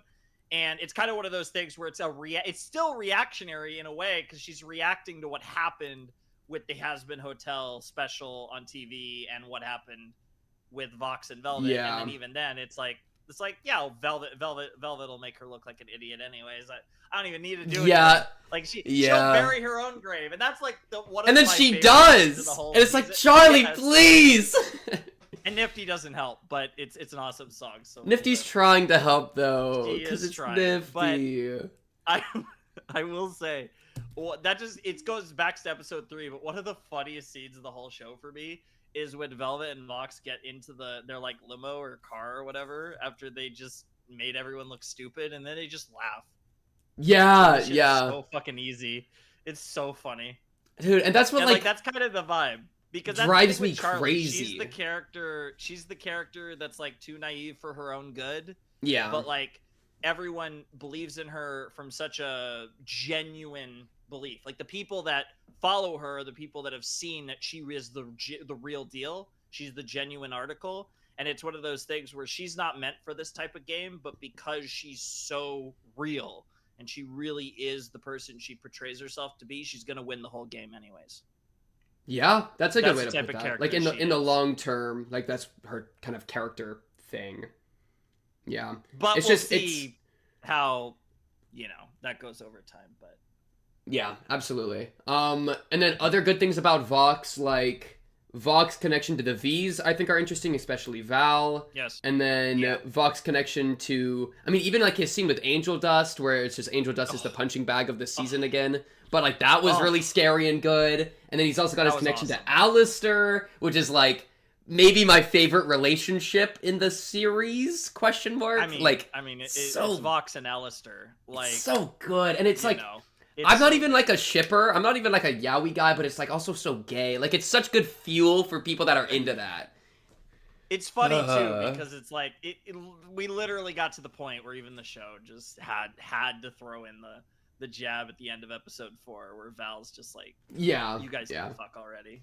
Exactly. Yeah, and it's so that whole thing is so good, and the radio TV thing. It's just he has so much going on. And he has like his own aesthetic thing with like the aquarium and the shark thing. And then like it all just syncs together and makes sense and feels well-rounded. And if you compare that to like other characters, they just don't have the sauce. Like, I think Alistair has the same level of sauce. He feels very like he's got a bunch of different connections. He has this very specific aesthetic, and he feels very powerful in that way. Well, that's the thing, right? You're talking about, in theory, the villain of the season that got all the big shit there, and then presumably the villain of the series. Yeah. So you kind of have that thing where it was like all the gas was on Vox this season, and Alistair is kind of, it's a bit more like piecemeal. He's slow over cooking the course of the whole show, but he's like the big, despite all the ways that this could go, I still do imagine he is the ultimate like antagonist in some shape or form. Yeah, I think So, I was trying to describe him, or Alistair, as like we're talking about redemption, and then we have that one guy that just will never get redeemed and never wants to get redeemed and is just like evil incarnate the entire time. And that's so good because it's like a parallel to everybody that actually is like perhaps redeemable. Because like low-key, and I'd be interested in your thoughts on this, I feel like Vox and his connection to the V's makes me think that he could get redeemed in a way. Because he does like have people around him, and he does have like quote-unquote like human relationships, and that makes me feel like there's a route in which we could redeem him, like maybe as like an epilogue in the last season type deal at best. See this is where it gets really weird, because this goes into that whole conversation of like how friendship is magic-y is this show gonna be. And like it's one of those weird things where it's like I don't know, like because it's like you get into like that really weird conversation where like you start talking about these people that have done like really heinous truly things. Bad things, yeah. And it like we get into that conversation, which is obviously something that this show's eventually going to explore, that idea of like, truly, does anyone deserve to be redeemed? And there's even a scene in episode 3 where Vox asks the question to Charlie straight up, and Charlie gives the right answer. It's the one moment in that whole episode where she actually gets something over Vox, because she says, she calls the bluff as like, yeah, I do. And it's the one moment where he gets annoyed in that whole episode where, everything just is like piece of cake for him. And it's that thing where it's like that made him uncomfortable on multiple levels. One, because he wanted to prove that Charlie's a hypocrite. We'll get to that. We'll talk about the hypocrite soon. My boy Alistair. I can't wait. But I'm so excited for that. But yeah, that's kind of the thing, was like, she's the real deal. And like she truly believes everything she's saying, and that's like what makes her unique in this world. And Vox is interesting because he does believe his own hype, but there's always those doubts deep down, and that's a big motivator for why he has to go as far as he does, and why he eventually loses it at the end when things start getting a little wonky. Yeah, his own like insecurities leading to his own downfall. It's like so obvious the entire time, but it's executed so good that it's just so fun to watch. It's a train wreck, but in the best way possible, because know that like, and it's even worse because you see how good he is, right? Like he makes all the right moves, but you know that he's never gonna let the Alistair shit go, and it's going to bite him in the ass, and it's so obvious, but it's so good. Yeah, and even the show like plays into that, right? Because I think during one of the songs, Alistair has the line of like, I'll be here for you want me here for your breakdown in Act 3 or something like that. Yeah, something like that, yeah. And it's like, yeah, that's exactly what's gonna happen, and we're watching as he's just getting bigger and bigger. It's like, yeah, it's gonna fall apart. But yeah, it's so good. And the redemption thing, I feel like the theme of redemption is like criminally underused in the series, funnily enough. And it's kind of because like, oh, Pensius is like our herald for that. But Pensius is such a good guy already that like it didn't really mean anything. Yeah, and so like he in the literal sense he redeemed his sin, but was he truly a soul that truly needed redemption? He really needed to forgive himself above all else, and stop looking back at the past. Whereas seemingly, and we're gonna get into it eventually with other characters, but I would assume that pretty much everyone else that are gonna be like focused characters to redeem. So at least as far as who's in the hotel right now, Cherry, Angel, and Baxter are probably all going to have stronger reasons for why they're in hell. I mean, Angel, we already got a tease of that. Yeah, true. But like those are going to be bigger, but that's also why they're more long-term. That's their long-term projects.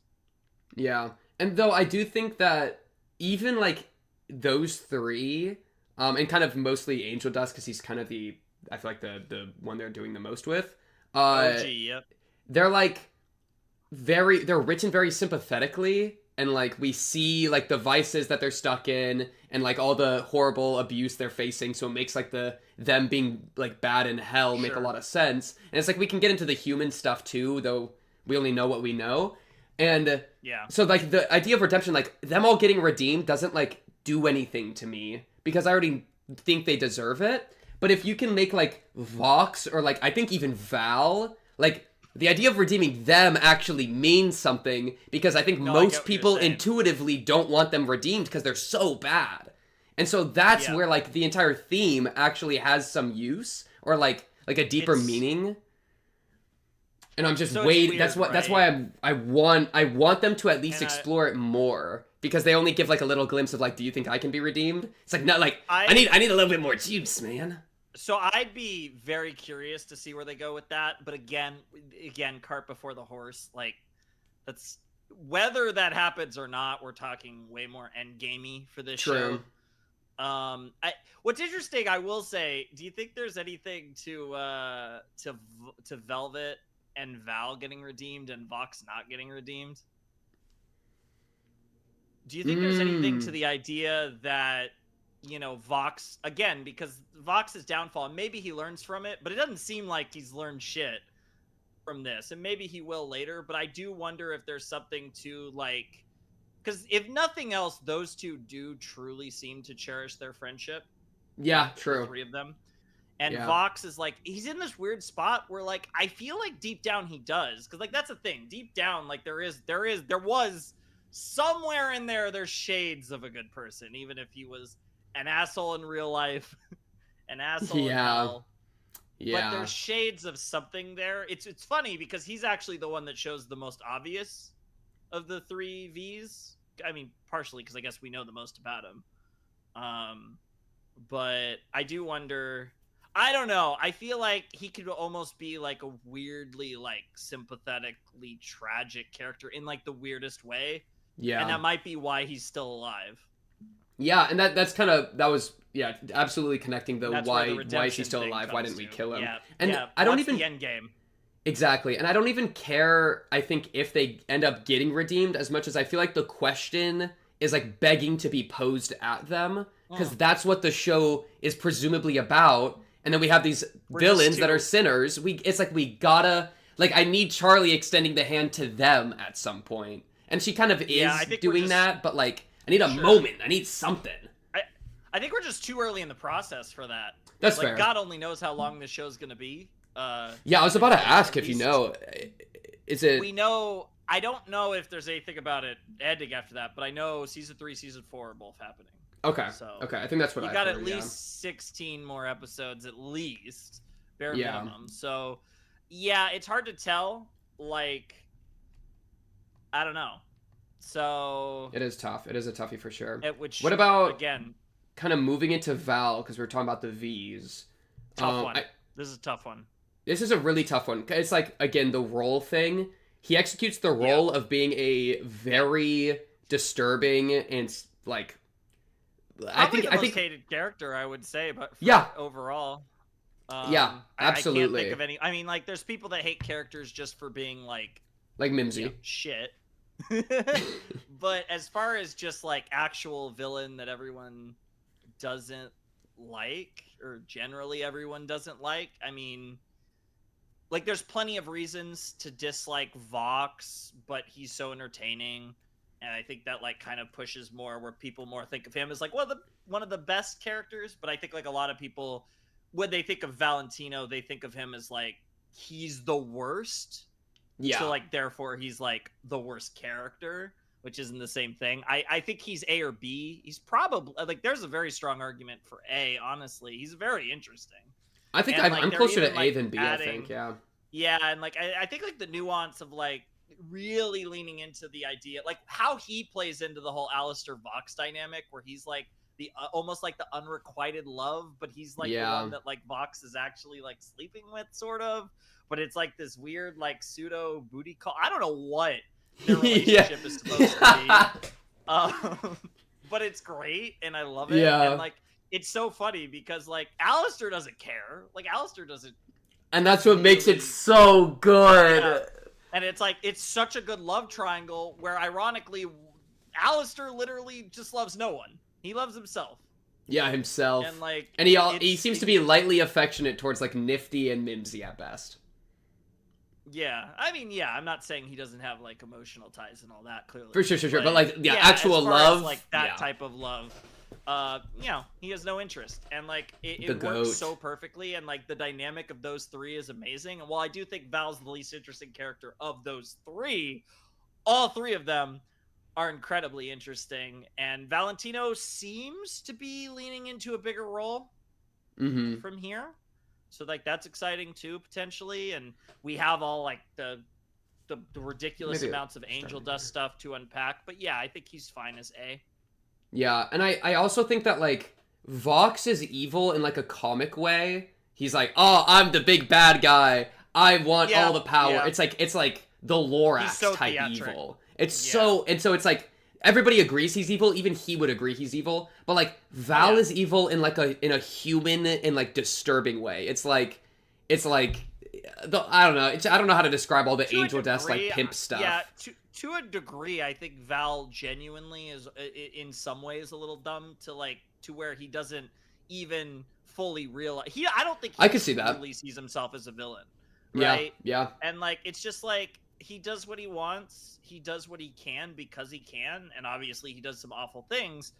But like that's not how he views himself, and not how he views the V's. Like we're the best, so we can do whatever we want, kind of thing. But he doesn't view that as like I'm like this evil demonic person, because, and again, this gets into a whole nother conversation, but he does the stuff to Angel Dust because he genuinely believes I own Angel Dust, therefore I can do whatever I want with Angel Dust.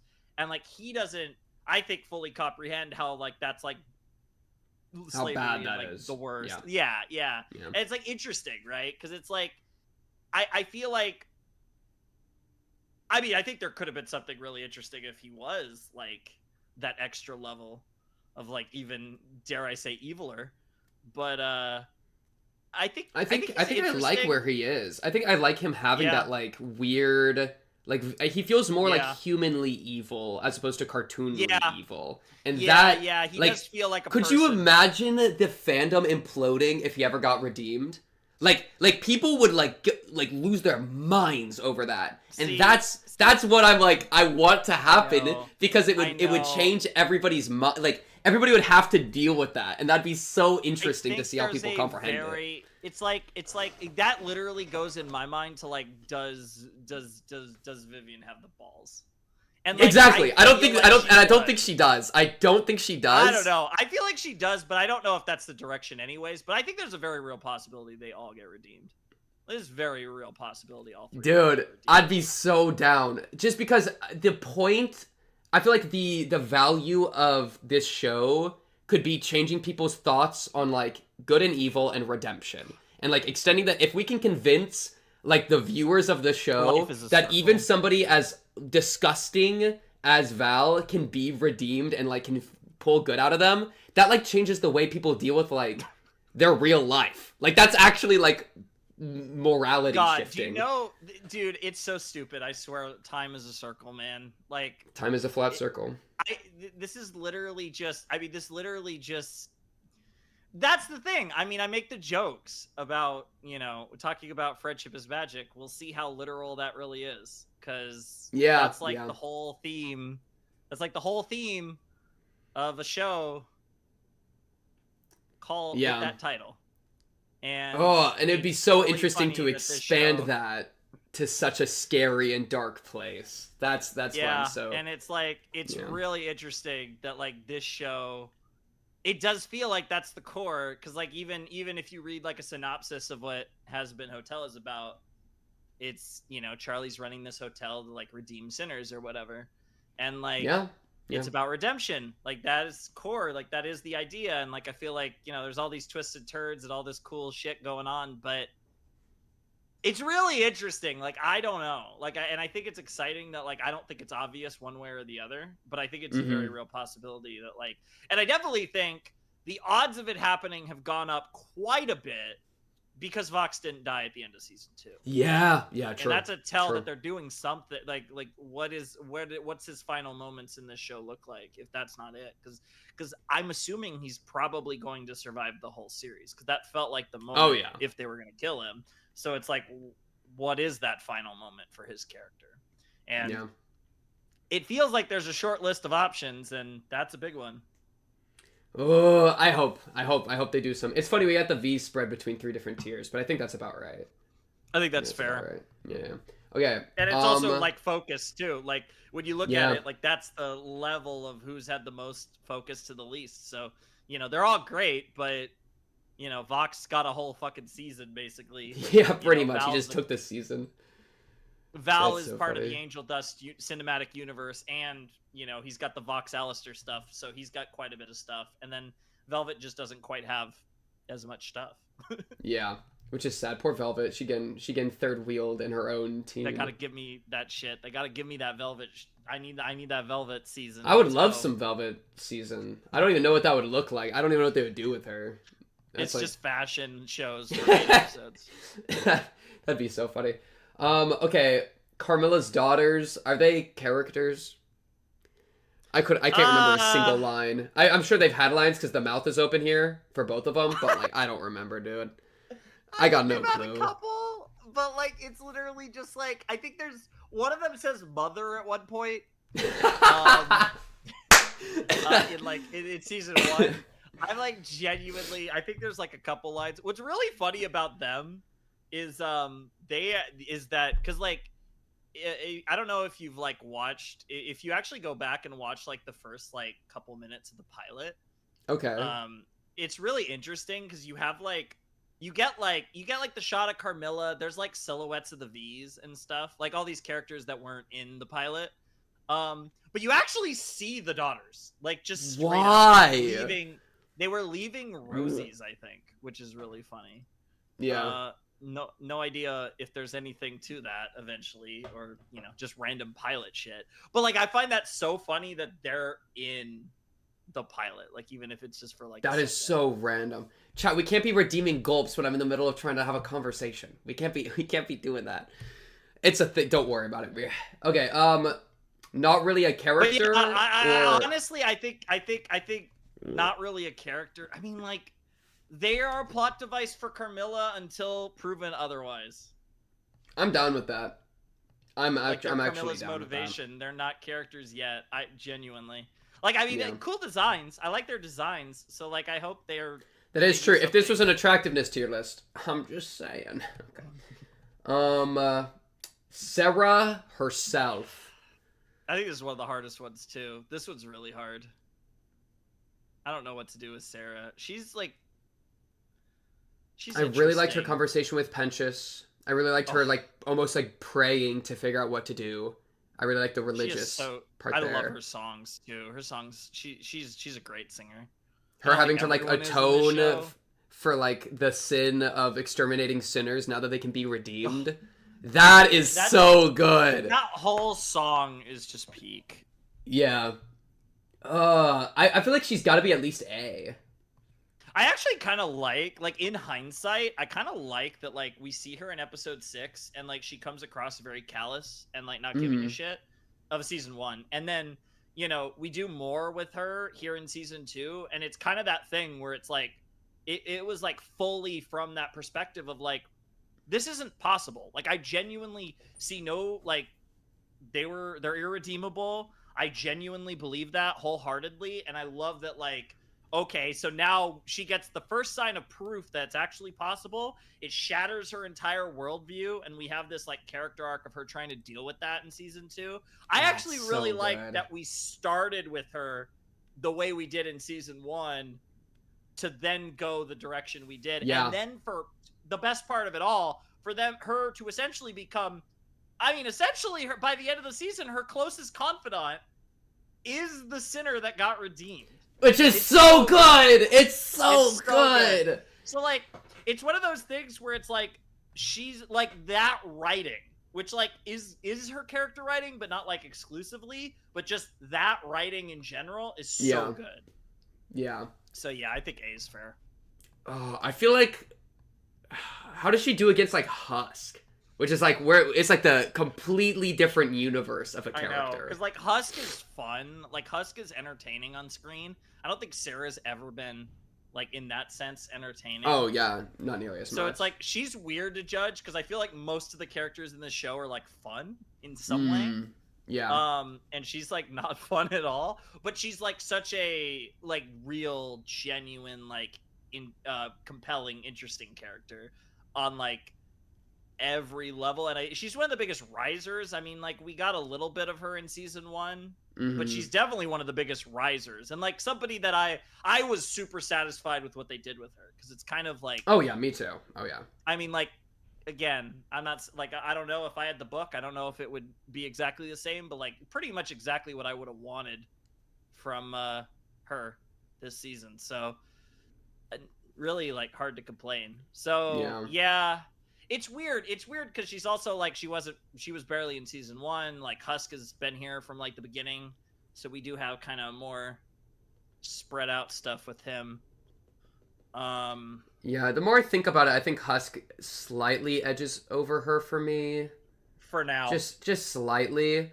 Yeah. And that's more just a testament to how good the Angel Dust stuff is than it is a demerit of Sarah at all. Yeah, I mean, it's like, again, they exist within the Angel Dust cinematic universe. Look, exactly, yeah. Half the characters in A tier so far are the Angel Dust cinematic universe. Yeah, yeah, absolutely.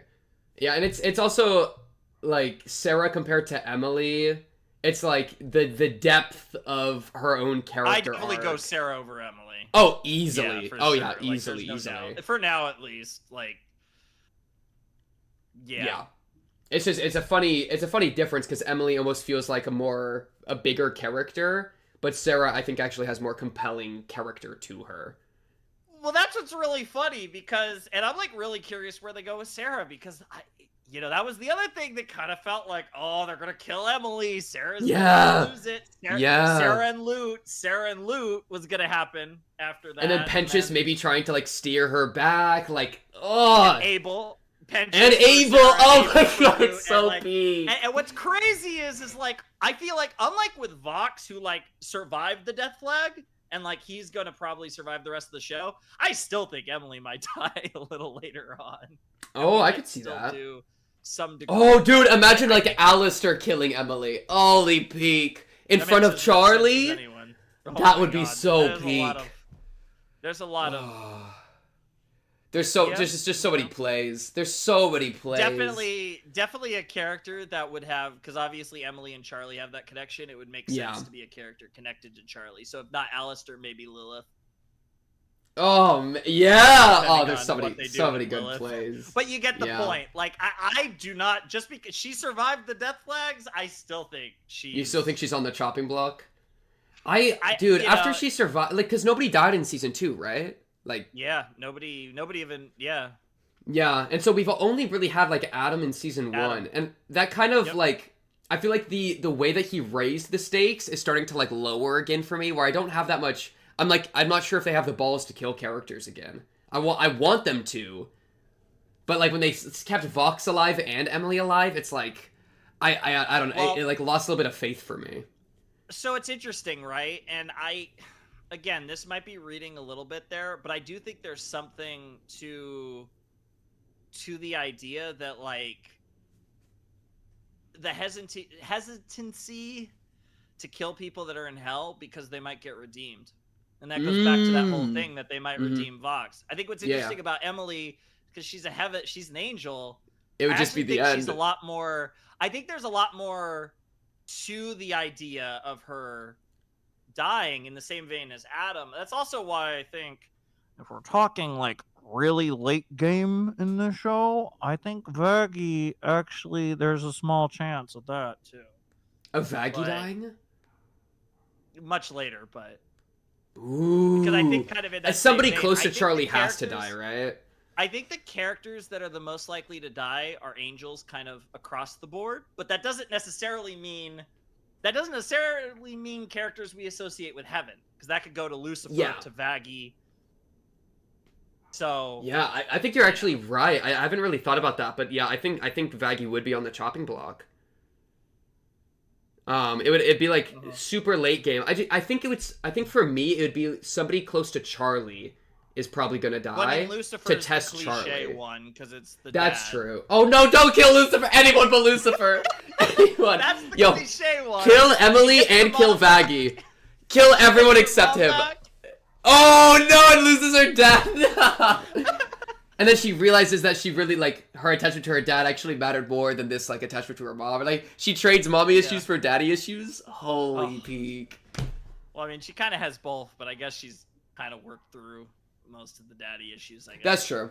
Yeah, that is true. Dang. Okay, what about, this Giant is, Lady? again, not... Or, go ahead if you have more to say. I was just gonna say that this is kind of just more, like, general has-been yap. Like... Yeah, we kind of extended, like, Yeah, which is fine, but she's a vibe. That's something, I guess. Oh, this girl. But yeah, she's I'm like feeling a vibe, like, but she's nothing yet, though. Is she better than Cactus Guy? I think she's better than Cactus Guy. That's where we're gonna put her. Because again, not really a character yet. I feel like somebody that like people that like watch this show would probably really like if she gets any screen time at all. I could see that, yeah. Yeah, she does feel... My one hang-up with her, she feels extremely like Tumblr. And this entire show is extremely Tumblr. So it's okay. It's like, I let it slide. Madrano. Yeah. That's just part of the experience. With exactly. Her. And so I lean into it, but I think she's where my, like, the limit test for me is, like, her design and her character. That's where it starts to, like, ugh. I'd love to know a timeline of like the conceptually like when these characters were like conceptualized because I'm pretty sure Alistair was like the original. Oh, I believe that. Oh, he reeks of Tumblr in the best way. In the best way. But nothing to say. Kind of speak of the devil with Rosie. Rosie's a weird character.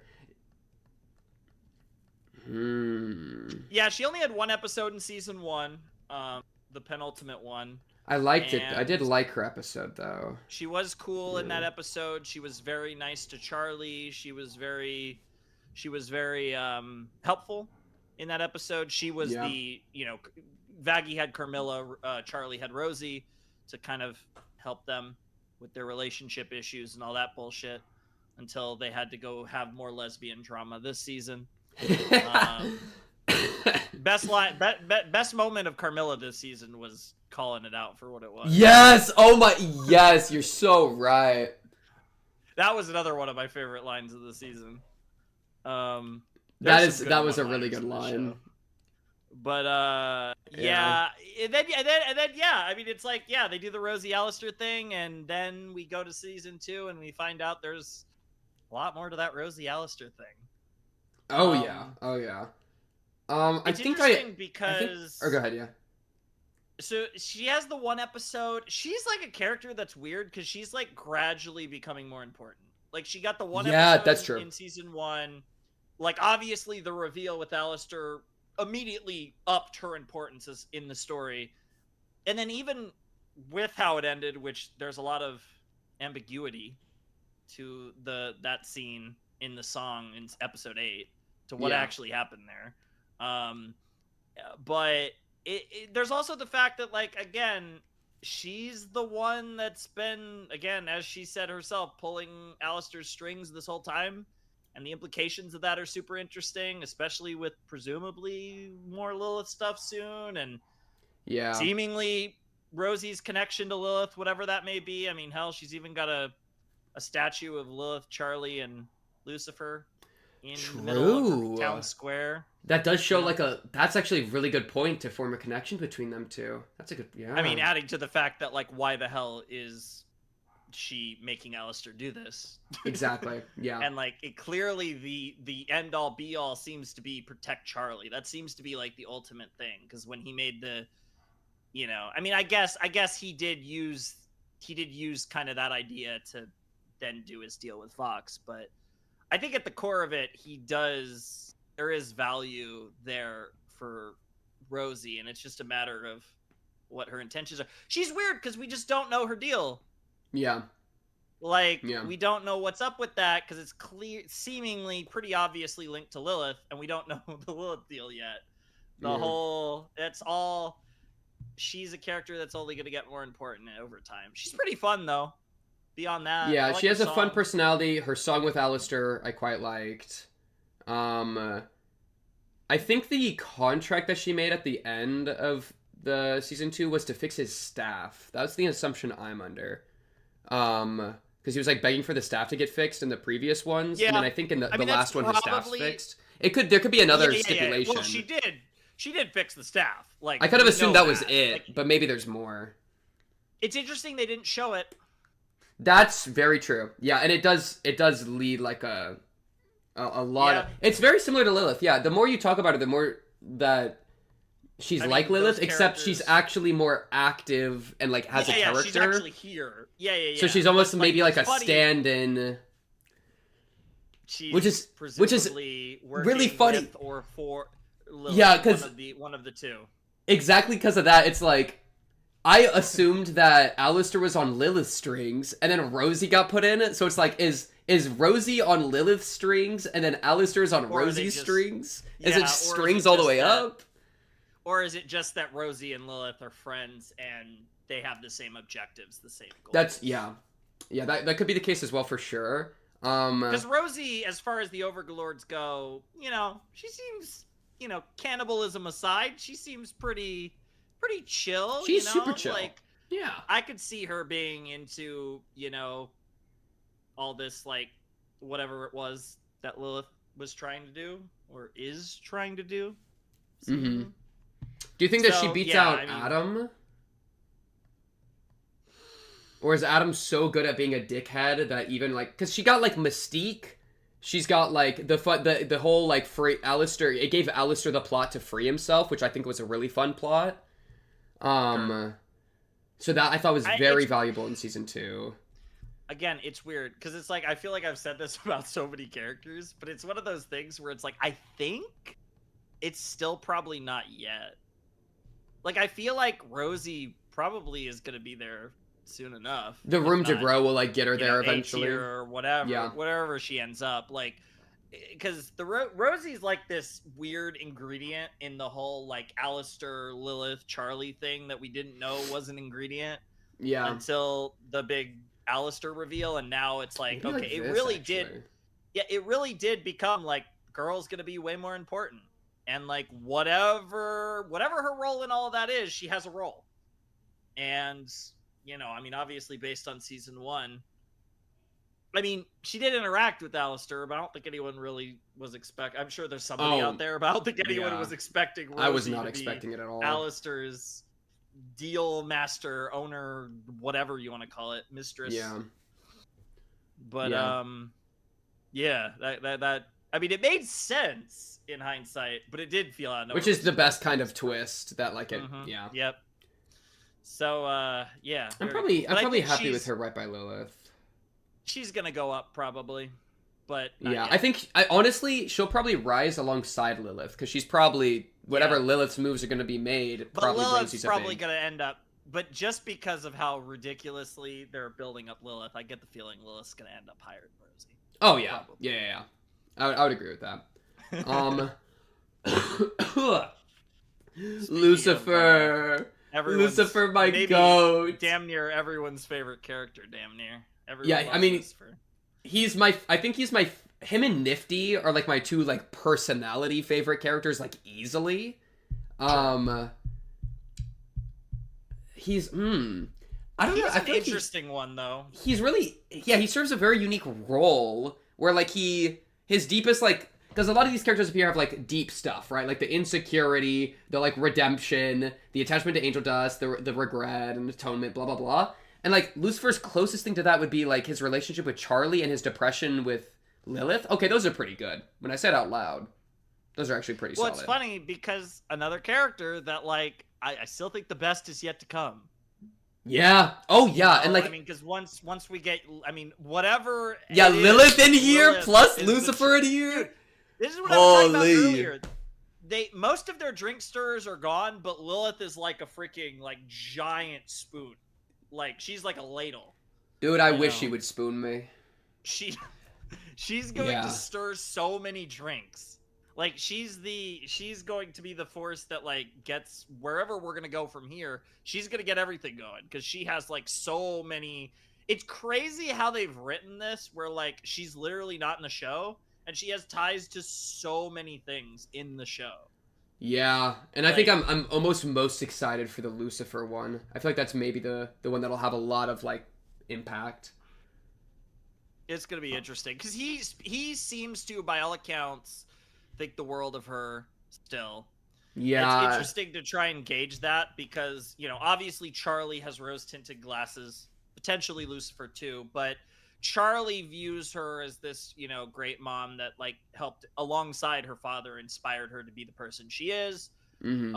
Lucifer is just desperate. Like, he's just, like, my the king. two people, the only two people that, in his mind, the only two people worth a damn in hell. And I know he's kind of coming around to, you know, Charlie's way of thinking a little bit, but really deep down, he kind of, I think, only really cares about Lilith and Charlie. And oh yeah, like even his little bit where like he doesn't remember anyone's names. Like he just calls like Vox like TV head guy, and like oh Charlie's girlfriend. It's so funny. It's so good. He's checked out. Like he doesn't know anything that's going on because he doesn't care. Like it's hell. Yeah.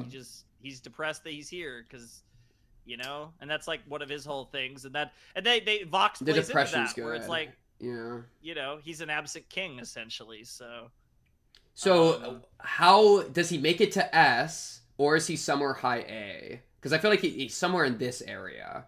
I think he's A at the moment. A at the moment? How do we feel against him versus like Penchus and Husk? Because he's like right, because he's so fun. Exactly. I was about to say his personality is so good, and then his song with Vox, where he got like humiliated by Vox, was so good. It was. I just feel like he's so good, and like he has the rival with Alistair, and like the daddy thing. Okay, daddies are crazy. And like the Charlie like father thing. And then the Vox thing about the absent king that you mentioned, and then his own hang-ups with Lilith. And then his own relationship with Charlie, like he's so knit into all the relationship triangles in such a good way. Yeah, he's a big character. Yeah. Like he's one of the biggest characters that wasn't here from the start. Like he obviously shows up. They wait a little while to reveal him. You know, what's crazy is one of the other ones is Lilith, and she's still not fucking here. But but yeah, he's like a pretty main character, even though he's not there every episode really. Like he kind of pops in and out since he showed up. But his shit's really important when he's here. Okay, so I think the hard thing about comparing him to like Penchus or Husk is that like a lot of his things are still waiting to pop. Where like Penchus got to have his like completed arc and such. And like Husk has like the relationship with Angel Dust, which is we've seen a lot of value from. Yeah. So do we think that his like potential puts him above them, or just like since we're waiting for him to cook, he's like below, or you could just middle it? I was about to say we could split the difference if you want, because like I feel pretty good about Penchus above Husk. As far as where you want to put Lucifer, I'm willing to give that power, you know, to you, because while I do love Lucifer as well, I get the feeling you like Lucifer just a little bit more than me. Dude, he's every time he's on the screen, I'm like smiling. He's so fun. He's just so funny. Dude, I feel like I almost want to put him above Penchus, because like Penchus has all the really good thematic stuff, but I think Lucifer does too. It's still cooking. Sure. And Lucifer's always so fun. And that's where we're back to. He's another one that, like, when we talk about potential for these different characters, like, he's somebody who might end up being the best character in the series. There's a very real possibility. It's just not, we just don't know yet. It's actually kind of funny because you had mentioned, like, the Alistair-Lucifer rivalry, and I think it's kind of funny to think about with the Alistair-Vox thing, because, like, obviously, Alistair and Vox had a little bit of stuff in Season 1, but it's almost, in a way, it feels like Alistair and Vox was the big Season 2 rival for Alistair, whereas Lucifer is potentially the show rival for Alistair, assuming Lucifer is okay long term. Yeah, assuming he doesn't get like chopped, you mean? Yeah, as long as he doesn't get gotted. You know, Yeah, that is an interesting way to put it, and especially going into season 3, where like Alistair has like won the rivalry with Vox pretty much. He pretty much owned him in season 2, and Vox is now like baby TV boy. So yeah, it returning back to these two could be interesting. It just depends on what Alistair's moves are. Because he's a spooky boy. Well, yeah, we'll get to that. You know, still got a few more characters before. True. Like we got gas lamp guy, blue guy. Is this an Overlord? Like the design. Yes, it is an Overlord. Okay. Yeah. He's like I think his name is Maestro. It's like orchestra or like music themed, which is funny given this show, but like classical music themed. Yeah, he's got a little bow tie thing. Yeah, but he was at the Overlord meeting in season 1. He was part of the Vox song where Vox is going to all the Overlords, and I think maybe did he do? Yeah, he probably was. He's probably in the finale then. Yeah. Love a spirit. So bomb. He's in same right with the other two. Best design of the 3. Yeah, I'll put him. I'm fine with putting him in the lead. Literal design order for me. Dude, I kind of like Cactus Guy's design, but I'll let her be ahead. But I kind of fricked with Cactus Guy low key. I mean, hey, you know, I don't hate. You know, I got a couple cacti, plurals. I need to get a cacti. Okay, what about I don't know her name, but you said it earlier. Tom Trench's woman. Katie Killjoy. That's right. Oh, that's exactly it. Yeah, actually a good name. I think she's similar to like Tom in like being a bit character, but she just is the main. I think she has to be above Tom, but beyond that, whatever you want. She's great. But yeah, I mean, again, pretty much just a bit. Yeah, I'm probably fine with her just right there. Like, I don't know. St. Peter's kind of cute to me. I like St. Peter. He's just having such a good time. Okay.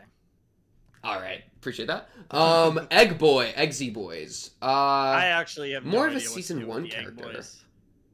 Like, because he had the Alistair thing where he was actually useful to Alistair, which was cute, and then otherwise it's just like Pentious' pet. Yeah, I don't really know what to do with the Egg Boys. Oh goodness. You tell me. I literally don't. I feel like it can't be not really a character tier because I think they're too relevant with like the Alistair stuff, which makes me think like C tier. Because I don't think they're D tier because they execute their thing of being like they're like the Despicable Me minions, bro. They're like the equivalent. That's not a compliment, but I get your point. It's definitely not, but at least it's executing that role, and it doesn't do it in a way that I despise, so like... Well, the good news is that we're not getting 12 Egg Boy movies. Yeah, that's true. Or at least not yet. I can't wait. Yeah, I was gonna say, I can't wait for Prime Video original series. Oh, I would... Dude, please, no. Imagine. It's gonna be Sir right Pentious and Baxter and the Egg Boys, but it's really 90% the Egg Boys. Yo, don't break. I think you, sadly to me, when you said Baxter, it was what upset me more than the Egg Boys. That's what really brought it down for me. That's funny. That's so bad. Oh no, damn. Nifty's next. What do we do with Nifty?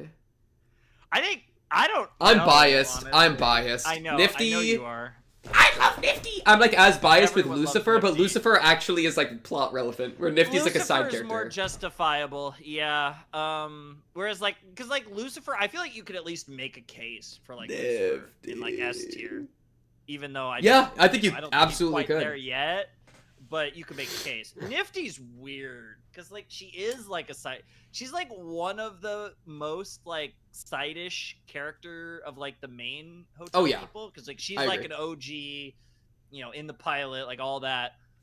She might have like the kind of the least going. Like I feel like most of her cool stuff isn't tapped into because like think about like redeeming Nifty. That seems like such an interesting question because it's so like unique or like she seems like a very unique case.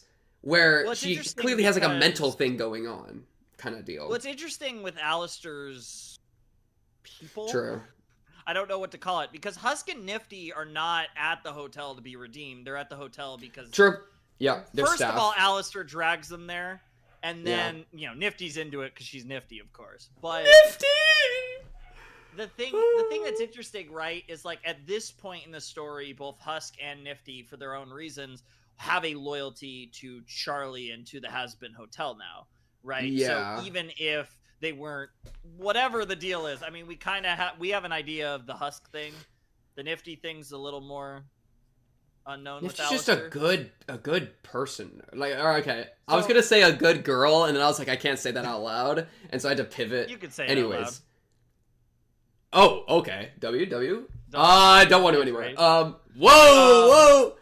I also don't think know. that like her, she's super fun, obviously. yeah, super fun personality. Connection to Alistair, I think, is interesting, especially like it's kind of a potential cooking thing again. One. Yeah, but like with Alistair being villain mode, very likely. Where does that put Nifty and Husk? Because they're contracted to him, but they also seem like they really want the hotel to work and really cares about like Charlie. And like the Husk thing's like a so mirror good. to Angel, anyways. Yeah, like, absolutely. You know, Alistair Valentino, that. Whereas like Nifty is in this weird spot where it's like I don't know, because like apparently like you know it seems like I don't know what, like I struggle to picture like what her overall like role in the story is, other than just being like the chaotic gremlin that everyone loves. I love her so much. Okay, executing role though, I think she does chaotic gremlin like nigh perfect. Oh yeah, no, she's awesome. Like, so minimum minimum A. That. Well, she's not S tier. You're not convincing me she's S tier. If you want to say she's your favorite character, that's fine. But she's not the okay, but we can climb. I think she can climb. Does she pass Val? I don't know what they're gonna do with her, to be honest. Me neither. I feel like she has a lot of potential too, and it's what chat's saying. But like the trauma related to cameras is really interesting. Like she clearly has more going on, so she's not just Gremlin. What's interesting about that too is that's also like a connection to Alistair as well. Yeah. Kind of like a weird thing, because Alistair has the whole TV thing. So I don't know.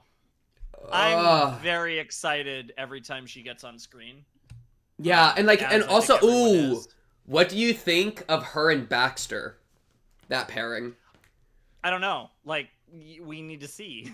Like, yeah, because I feel like they did it off camera, dude. Started in the finale, like, yeah, you know, exactly. Like she's protecting him and doing the whole deal in the finale fight, and like I said, that was like the bit character fight in a way, which kind of makes some degree of my point, at least, that like Nifty, similarly to Velvet, hasn't, you know, they haven't like really gone deep into like, oh, what makes this character tick? Why is she the way she is? What's her deal? What's her? I think her motivation's just clean. But on a deeper level, I'm sure there's things there.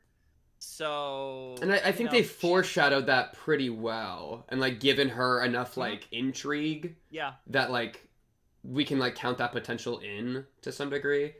I think the biggest thing she has going for her is, like I said, like she's a character that like gets revealed, like properly revealed in the pilot, which I think is a tell that she's that she is quite important. She feels like the least important member of that group of characters, basically, at the hotel, but she still is one of those core characters. She's not a character that's like, you know, introduced later or saved or whatever for when like the show actually gets going. So I think she's interesting. I just don't have a read on what they're gonna do with her, but I'm definitely excited for. Also, the one really element that I like is like her connection to Alistair, specifically when Alistair was fighting Vox in like episode like 3 or 4. And she like sensed it and then grabbed Husk and was like, "Let's go." Yeah, that was so good to me, because it's like that's her genuinely looking out for people she cares about. And her and Alistair seem to genuinely really like each other. Obviously, the Husk and Alistair that's dynamic awesome. is a lot more complicated. And with Alistair's potential as like villain mode, that puts Nifty in, I think, an even more interesting spot than it puts Husk. Because Husk obviously is like anti-Alistair. Especially given the fact that like it's seemingly the subtext here at least seems to be that like Nifty, I'm assuming her origins with Alistair are not that different from Husk's, but we just don't know. And we have no idea. Yeah. If Nifty just loves him and is willing to help him, bad boy, right? It's not like he needs to ever pull the leash, assuming there is one, right? So like, What about her above? Okay, how do we feel about her versus Husk? Husk has all the angel dust stuff, so I feel like she probably can't crawl past him, right? Husk is like more established as like a, complicated like character that's got a lot going on. Yeah. I mean, Nifty is like probably just more generally enjoyable. Like that's the biggest reason She's why so like enjoyable. I could deal with her being here, is just because she's like super fun. Like she's like I said, like you love Nifty and Lucifer because they're probably the two most just genuinely fun characters in the show. Unless I'm forgetting someone. Yeah. No, I would absolutely. Them two are my favorite too for that exact reason. Yeah. Oh, do we think that Angel Dust or that Husk is overly dependent on Angel Dust and that Nifty gets to go above because he's more just like an Angel Dust character? Like, does that bring him down in comparison? I don't know. I feel like Loser Baby and Love in a Bottle are so good. Like, compared to her song, she didn't really... Like, her song was just like, yay cleaning, omega lol. Yay cleaning. I'm assuming I was Japanese, so I'm gonna also do an anime song. Yeah. Which was hilarious. It was awesome. It was great. It was definitely one of those songs. I feel like it was like because it was Nifty and because it was so fun, it was like the most beloved of that tier, but it was still in the tier of like it's kind of in that same realm as like like some of those Heaven songs that are just like fun. Yeah. Like songs that have very little, meaning behind them. That's just like, I gotta clean it up. She's so good for it though. Like Watashi wa also clean it up. Yeah. Also, Nifty killing Adam was super funny. That was also really good. Yeah, I like that it's a bit. They've played off that a little bit in season 2 and even immediately after in the last episode. I like that, like I think it was the first episode of the season that like they were kind of like, there was the one girl that like they were like cheering her on or like, whatever. Please stab me or whatever. Yeah, that shit, no hesitation. That stuff's fun and like she's great. But, do you think? Okay. Yeah. I am kind of feeling like maybe above Husk, but if you say no, I'll respect it because I'll admit I'm biased. I am not like that's not the hill I'm gonna die on. There's like a couple characters left, and I'm like saving my bullets in case I need them. Okay. So okay. For now, she's above Vox. Okay. Wait. Sorry. sorry. Okay. Cherry Bomb. Wow. These next 5, especially the last 3. Okay. Cherry Bomb though. I think she's weaker than Husk in the Angel cinematic universe, as you've stated. At least so far, yeah, 100%. Her connection to Penchus is cute, but it's also not like it serves Penchus's arc of like redeeming his sin because he saves the woman that like he previously in human life like ignored. And so, but that doesn't really help her. That more so is just why I like Penchus. Yeah, I mean, like maybe in the long run, that acting is a big motivation to make her want to find redemption is interesting because, like, obviously, if I'm remembering my timeline right, maybe I'm not actually. I'm trying to remember, but I think it's the same episode. I think she sings that song, the piss song. The piss song. I think it's literally called like something. Piss is in the title. It's the one. It's the love song with Penchus and Cherry Bomb. Okay, the love song. It probably does have piss in the title. I just don't remember the piss. Yeah, because they say like beating the piss out of you, and that's like. Yeah. Okay, I got you. I am like 80% sure that piss is in the title, so it's like that's the easy way to remember. It's the piss song. Yeah. So like. My gut's saying somewhere in B. I think that's fair. I think it's one of those things where it's like, yeah, like she because of those feelings, like it was shortly after that she agrees to actually join the hotel for real. Mm-hmm. Yeah, like obviously there's all the angel related reasons for that, but Penchus is a factor there too, I think. And almost like a degree of like, well, goddamn, you can't leave me down here. Like, don't be an asshole. Yeah. Like, because especially right after you kissed me and you go and die on me. And all that. Yeah, that was and, like, cute. That was some good kind of emotional moment too. Like, I think that had a little more value than just like it's a relationship, but like had a bit of a a play into the general like heaven hell and like distinction. really, well, yeah. Well, the thing I love about that song the most is like literally in the song they're talking about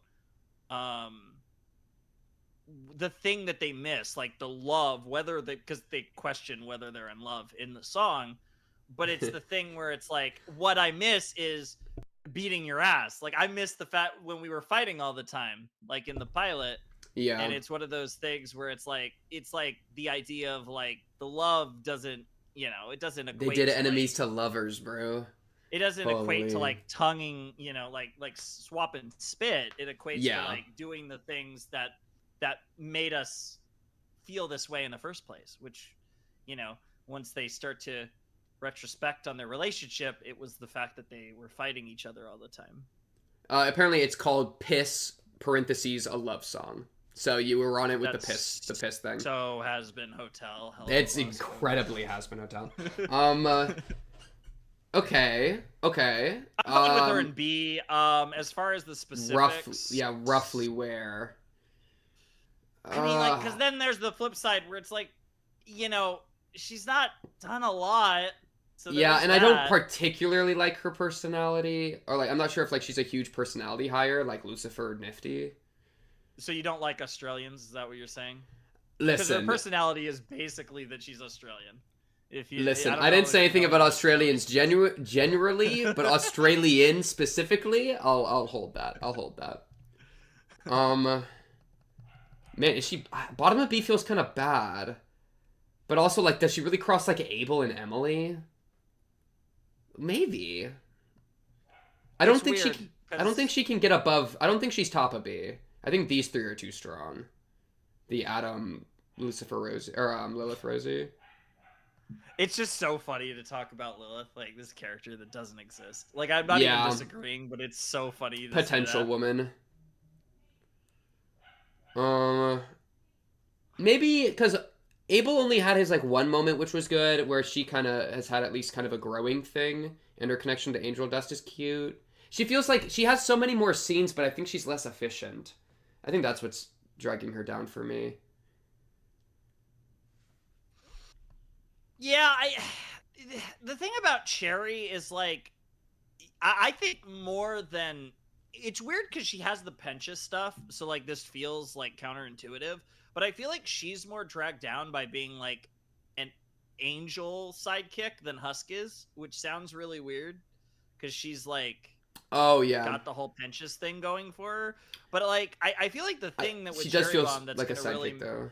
Yeah. make or break her is when we start to dive into like her redemption and like what that looks like, because she has joined the hotel now officially, and getting into that is going to be interesting, and how that'll tie into Angel, potentially Baxter, because Baxter, one of the only scenes that Bro had in the season was with her.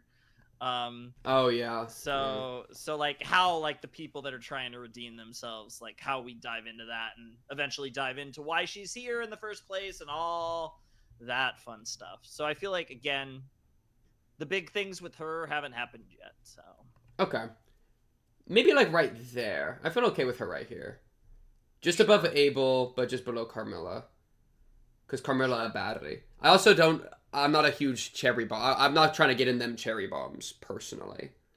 Damn. I'm gonna let Penchas have all of it. I'm just saying. Okay. Vaggie. I thought you were about to put her in not really a character.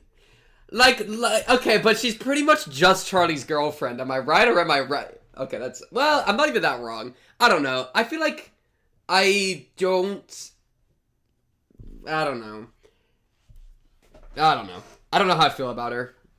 I feel like I'm probably feel worse about her than most people. She's an angel, and you feel it in the story, and it's really interesting because that was a good twist. The angelic characters, when you look at the angelic characters, Adam's like kind of the exception to this, but they're all like, kind of. I don't even know how to describe it. She's like there, and like they're like all kind of most of them aren't that fun, and they're mostly like, it's like Lute is interesting because of her motivations and like where they could go with that in the plot. Sarah is interesting because of the internal struggles she has, the decisions she made, the consequences of her actions. But characters like that aren't fun. And like it's interesting because there's so many fun characters in this show. Like that's like a big theme of the show, is that it's fun, and like, there's comedy and all this like wacky nonsense. It's a very cartoonish, which somewhat goes at odds with how extreme a lot of the things in the show are. Yeah. But it creates that unique cesspool that is HAZBIN Hotel. And Vaggie often doesn't like fit into that, but like, I mean, in context, it makes sense, but it is interesting.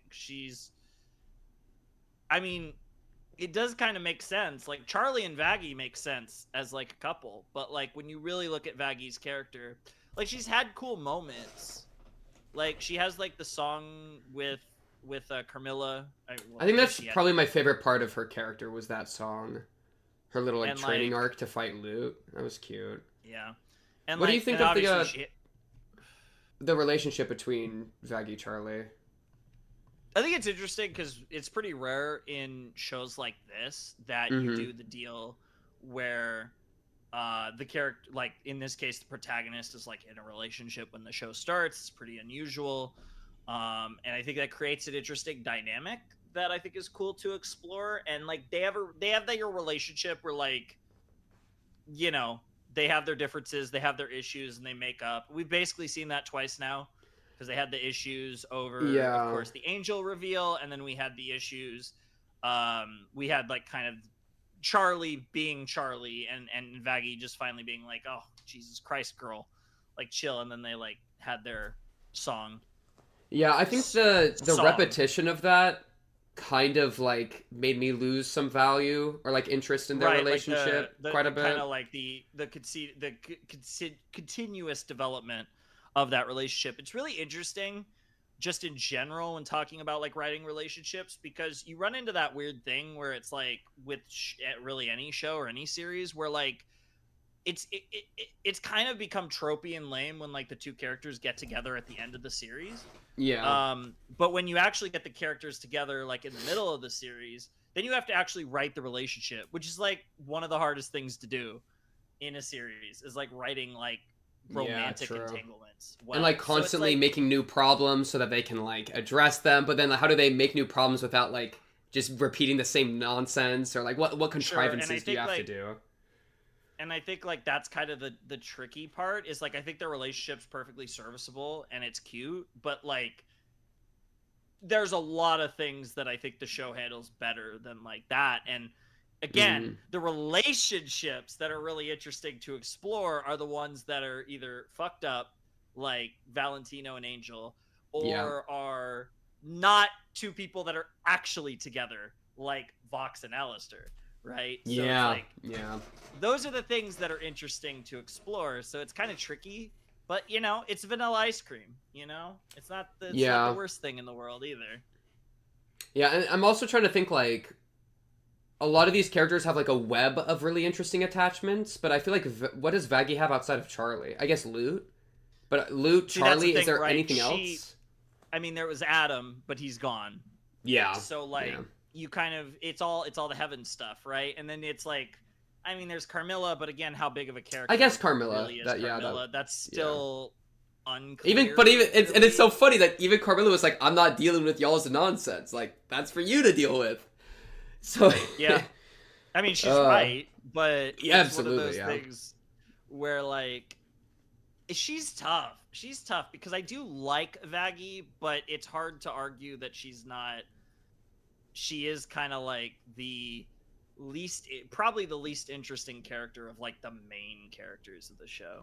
I think I would agree with that. I would agree with that. And then I think her name thing in season 2, I was excited about that. I was actually like letting myself be invested, and then it kind of felt like a letdown to me a little bit. That the only change was they just cut the E's. Like it sounds the same in my mouth. See, it's funny you say that because I was expecting it to just be the exact same name. Oh, that would have been literally. I thought that it was literally because which is kind of what they did. They kind of, but it was like the idea of like, yeah, no, this is my name. I'm just reclaiming it. Like that's what I figured they were gonna do, which is kind of what they did. Like they basically did that. But I would have been shocked if she actually became a freaking Janet.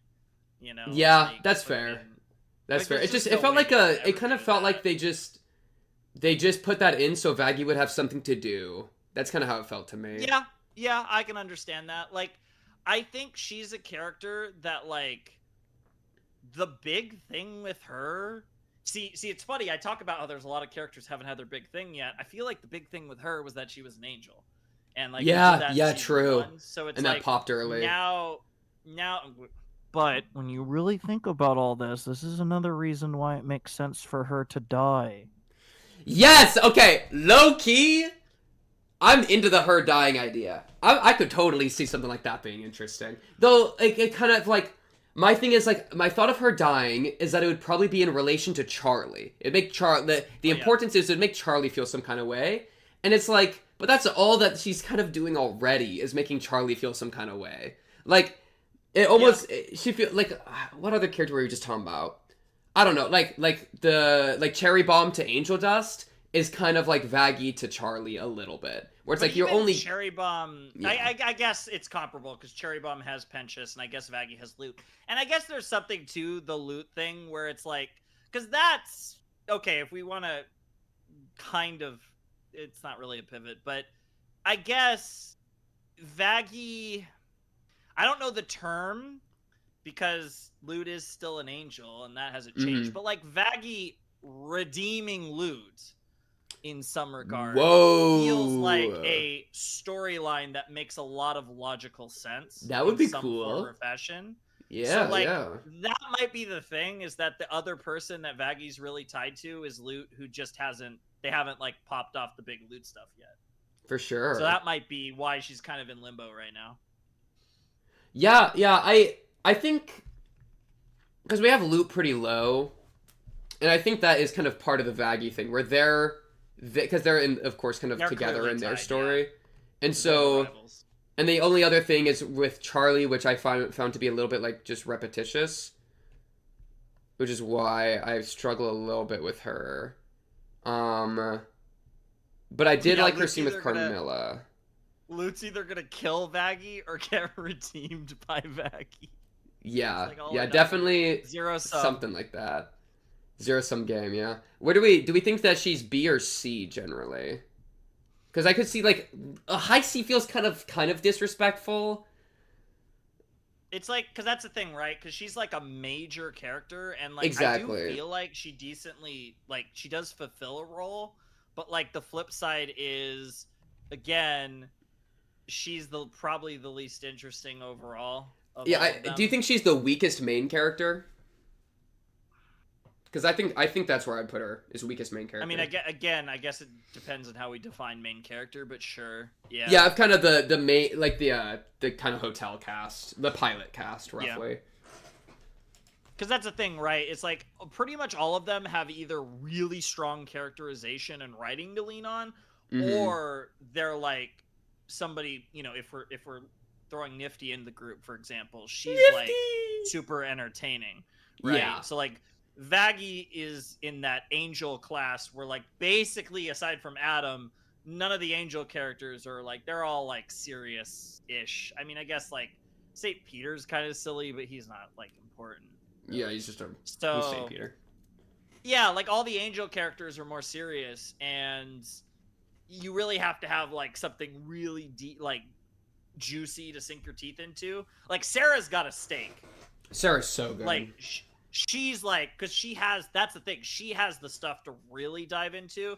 I guess the weird thing with Vaggie is, like, I guess to further follow up on that is like, and this is also part of the angel reveal, is like a lot of her story arc feels like it happened before the show started. Yeah. So there's also that element, which kind of goes into, you know, doing the whole reveal and then getting kind of, you know, bit and pieces of the backstory. So it kind of feels like she feels like a more completed character than most of these characters, and it's kind of weird because it's like, yeah, it doesn't feel like she's really going anywhere. I think there's a decent chance that like she'll have some great stuff with Lute in one form or fashion, or is gonna die, or potentially. And that would probably be pretty great. Yeah. So like, I think she's gonna have a moment or two that's gonna be awesome at some point. But again, yeah, I think a top of C is probably fine. I don't think. I'm cool with it. I'm cool with it. It's tough. Like, I like her, but it's hard to. I don't think I could see her passing Emily. And then it really is the question of like Velvet, and Velvet to me feels like Velvet's performs her role but is underused. Again, but yeah, Velvet is in B tier, and the bottom of B tier because she's like barely had anything to do. Like, yeah, but I feel like Vaggie has things to do and they don't hit. That's where I'm at. I could see that. Definitely among the main characters, she's the one that's the most like. Speaking of main characters. Speaking the final of three. Yeah, perhaps the three like poster childs of the show, honestly. Angel Dust first. I mean, it's S or A, right? It's hard. It's probably S. I'm so okay with S. Angel so okay with S. is like, and again, in a lot of ways, at least as far as like the spirit of what the show is about, to me, Angel is like the core. Like, he's the soul of this series. And like, you know, obviously the last two characters are like, I feel like what the show is built around in a lot of ways, but Angel is like the soul of HAZBIN Hotel. Yes. Everything you can tell with this show that like everything with Angel is like so calculated. Like, just like the conceptualization of the character, the ideas behind the character. You look at like episode 4, obviously everything in episode 4 of season 1, of course. But even stuff like how, you know, we have this Vox, like we get the Vox reveal that he's been a spy for the bees, and like that whole thing, which incredible scene, super cool. It just feels like that they, you know, Angel's at the core of like what this show is trying to do, and some of the stuff that it does the best. And like using the fact that it's not this show isn't afraid to be very provocative and very very adult, I guess, for lack of a better way of putting it, to like really drive home the themes and like how fucked up it all is, and like not shying away from that. And like that just makes you love Angel even more, given, you know, how Angel's clearly trying his best, and is just in a shitty situation he can't dig himself out of.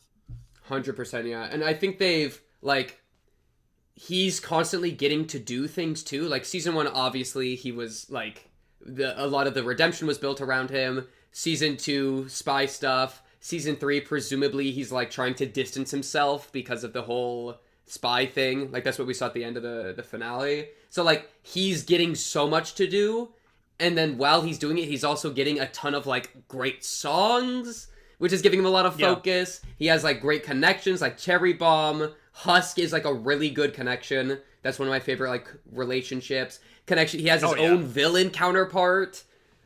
Like he really just gets the full like that's the thing, premium right? treatment. You kind of look at, right, again, to compare to Alistair, right? You just said it. Like Alistair has Vox, Angel has Valentino. You kind of look at, and then you kind of look at all the connections Alistair has to all these different characters, all these different webs. Angel's the same way. He's got the Angel cinematic universe. Exactly what you've been saying. It's basically like, if you look at the macro of HAZBIN Hotel, it's basically the B plot in a lot of ways of like the whole series. Yeah, it's just the Angel experience, the cinematic universe experience. Yeah. I do love Love in a Bottle, as chat's saying. Love in a Bottle is like low-key top 5 song for me. Maybe top 3. It's so good, man. It's so good. Such a good voice. Yeah. It's kind of the hard question right now though is Angel Dust or Vox better? In season 2 it's Vox. Overall it's tough. Overall it's a lot closer, and like again, probably Angel at the end, but I don't know, like Vox was so good this season though. I think like a part of me wants to give it to Vox just because I know he's never gonna get the chance again. Like, this was his season. He's never gonna be able to beat Angel Dust in any other season, right? So honestly, I think I like Vox more than Angel Dust. So I Mm-hmm. think I'm like down. Like, I mean, I love both of them, obviously, but like Yeah. Vox is my guy. He Dude, is. Vox is He the is. GOAT. He's so good. He's so entertaining and so I'm not active. gonna complain with that. Yeah, though I do agree. Like, there's a reason that he's the Angel Dust cinematic universe. Absolutely agree. Yeah, like he is the like we're these three at the end are the three most important characters in the show. Oh yeah, I yeah, mean, like, I totally agree with that. So yeah, you know, we're into the really main characters now. Yeah, and no, yeah, I think that's good for Angel Dust. I think it's good. And well, one thing, and it's interesting, is there seems to be a very different reason he was sent to hell versus his activity in hell.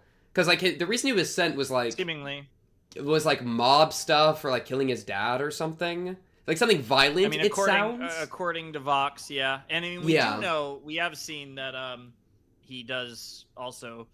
I mean, that is another thing though in hell, is he also does have a propensity for violence. We have seen True, he got them Tommy guns. Yeah. So yeah, I mean, we'll see. I mean, they're gonna give us that when they give us that.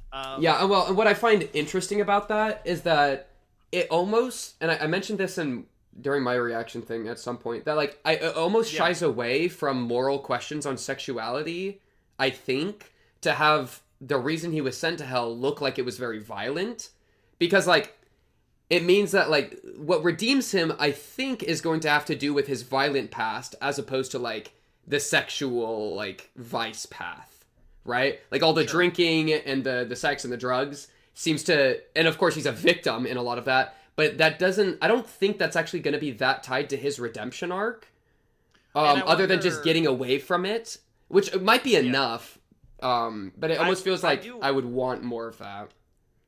Yeah, I do wonder if that's kind of like a thing they're going for, that whole idea that like, you know, we think of these characters a certain way, but that's not necessarily what defines them. Like, I wonder if in the case, you know, again, it's weird because he's not technically a part of the hotel, but I wonder in Husk's case, like, there's a very real possibility that the reason he's here has nothing to do with gambling or drinking. Like, they could go the same I could see that route with Husk, where it's an entirely different thing, and then obviously, you know, you end up in hell, and then you spiral, do all this other shit. So it could be that, because obviously that was kind of like, you know, that feels like a bit of a, you know, thing. And that doesn't mean that Angel wasn't necessarily like, you know, coked out of his mind and fucking everyone in the real world, but it's not, at least at the very least in his mind, that's not like the big thing he did that got him here. Yeah, so I'm curious how they'll address that all, but I'm at least hopeful enough that I'm cool with it, for sure. Because Angel Dust is solid. Alistair himself, the Tumblr sexy man of got the Alistair merch. Holy, yeah, we're ready to misbehave. Yes, sir. Okay, I could go on and on about this. I mean, he's a fantastic character. I think he had his own story going of freeing himself from all his contracts. Just like Vox was a super active villain, Alistair was super active in putting himself in the right positions at the right times and making the right arrangements. And so I really like that, at least for this season. So I think what's interesting with Alistair, right, is like, obviously we got season 1, he's really cool. This season, right, like for 3 episodes, he's basically non-existent. Mm-hmm. Like until episode 4, he's doing nothing. He's just there. And then episode 4 comes around and it's Alistair time. And we get the whole thing where he's freaking Lucifer's jabbing at him and he's just like, fuck this shit, I'm out. Goes to Rosie's. They got all the reveals out of that. And what's super interesting to me is, because obviously we get the backstory, we learn a bunch of stuff about Alistair that I was not prepared to learn this soon. which is really interesting. Yeah, like him contacting Hell early. Oh, the aura. Yeah, learning the aura. That's so cool. I love how even in the flashback, like even Rosie's like, huh, interesting. Damn, That's you kind of a real one, huh? I do like you. Yeah. And it's one of those things where like to the audience, he's exposed as this absolute hypocrite to the highest degree. His entire presence and power in hell exists on the fact that he made a deal with someone, is on her leash, and then he acts the way he does to Vox, which is revealed also in the same episode. Yeah. And it really ties this together that like he is an absolute bullshitter of the highest degree, and I love that. Like in the first season, he comes off, and we don't know him enough yet. He comes off as like the grandmaster plan guy that's like thinking 20 million moves ahead. But what he really is a really smart guy who's thinking 3 moves ahead, but has like 8 contingencies. He's like thinking it through on the fly. Because like even there, we literally watch him. He just storms off from his meeting, which with was Rosie. I was so not ready for that too. I thought that was actually kind of a unexpectedly really smart use of his character, because we're so used to all the conniving, and he just goes like the rage bait gets to him, and then he leaves, and then he starts to rage bait somebody else as if he's like the mastermind. Like he's just doing what happened to him, which is so smart. Good. And it's so good too, because like he literally comes up with this plan on the fly, and he's like he sits down, you know, right in front of the statue of Lilith, Charlie, and Lucifer that I mentioned earlier. Oh, yeah, it is right there. Which creates a cool background with that behind him, which is very interesting. But he comes up with this scheme, and, like, he doesn't know every detail of what he's doing, but what he knows is he knows Fox, and he knows himself, and he knows that he can manipulate the situation. He feels confident that he can make all of this work. And I really like the idea that, even though it's really cool when you have a character that's like, oh, Giga Brain 20 moves ahead, you know, you know, is, you know, certain anime characters historically like that. There's a few that I could think of, but it's a little more kind of, I'm really smart and I trust in my abilities to like manipulate the situation and get the desired outcome, and you know, I'm going to play that game. And I think it makes him, like, more unpredictable, which is weird to say because he's, like, that's his whole thing, kind of. But, yeah, I don't know. It's really interesting. And then the interesting thing, I guess, on the flip side is because he doesn't seem like Grandmaster Plan guy as much, it does kind of say, okay, he's kind of more on the fly. Like, yeah, we could groom Charlie to become the queen of hell and, like, manipulate her in her ear. That'd be fun. But if that doesn't work out, whatever. Like, I'm going to be strong. And, like, he doesn't have, like, this one, like, this is my plan. Everything will go exactly as I've He just wants some power. You know? Yeah, it's just like, yeah. He wants to be a big fish in the pond. He wants to have his power. He wants to keep having his fun. And, like, I think it was, like, really interesting for him. And, like, it really works. And, like, it's not what I expected initially. He did kind of come off as, like, 20,000 moves ahead. Yeah. And I think his serial killer backstory and, like, his stated objective, what you just said, is, like, I just want to continue my fun, is such a, like, it's something I mentioned earlier. He's, like, he's just evil. He's just simple evil. I want to hurt people, and I want to have fun doing it. That's my thing. That's my call. I'm gonna do it however I can. And it's, like, such a good contrast to the redemption and the friendship is magic stuff, to have someone solely individualistic, that, like, all the people that are his, like, allies, he has on a leash. And so, comparing that to the friendship is magic, when those start to clash, that's about to be so good. And that's why I'm so excited for the nifty Husk stuff. He's the most anti-friendship is magic character in the show. Yeah. Which is really interesting, like you said, because he does have real relationships with people, and, like, seemingly is really genuine with, you know, Nifty, and, you know, I mean, even Husk, he seems to kind of like him here and there, and, you know, obviously... Or Mimsy a little bit. Like, yeah, I mean, Mimsy's interesting, obviously, because he knew Mimsy before Hell. But it's interesting how all that kind of coalesces and where that's gonna go. And I will say this. Oh no, you're about to say something insane. Get a little crackpot here. Okay. Do you think there's any validity? So Vox and Alistair were friends, and then they have the moment where like Vox over simps, and and Alistair dumps on him. Literally just a avalanche of shit. Like just could not be worse. Like absolutely disgusting. And in that moment, you know, I almost wonder if there was something in his mind that's like, you know, I can play this game. And like it was kind of one of those things where it's like because he kept saying like, I really like you, and even talking about like, oh, I almost thought that like you could be as good as me. Yeah. Like, you asked for help, like, which again, hypocrite, but that's what's that's such a true hypocrite. But that's so funny. That's like the whole thing. They reveal it in the same episodes. Very intentional. But like, is there even some degree of like, I'm gonna do this because I'm such an asshole and such a hypocrite. I'm gonna do this. And it's almost like this weird form of like, I'm gonna groom you to be stronger. Because if you kind of look at like what the end game to it is, right? Because like what it was to break the deal with Rosie.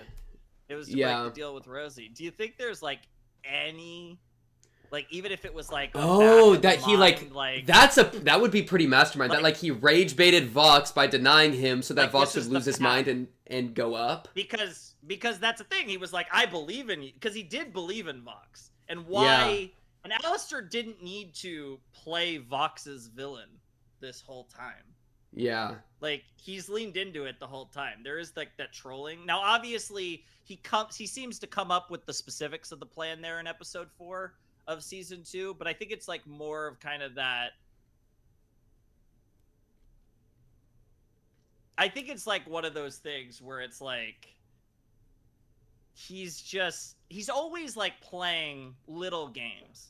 And he doesn't know the full picture of what he's trying to do, but he's always cooking. He's always got his hand in the pot. He's trying to kind of figure it out. And it's like, he doesn't have the big plan. Yeah, but he's got a lot of little plans going, and one of them got to work. Yeah, I think I could definitely see that where hedging his bets.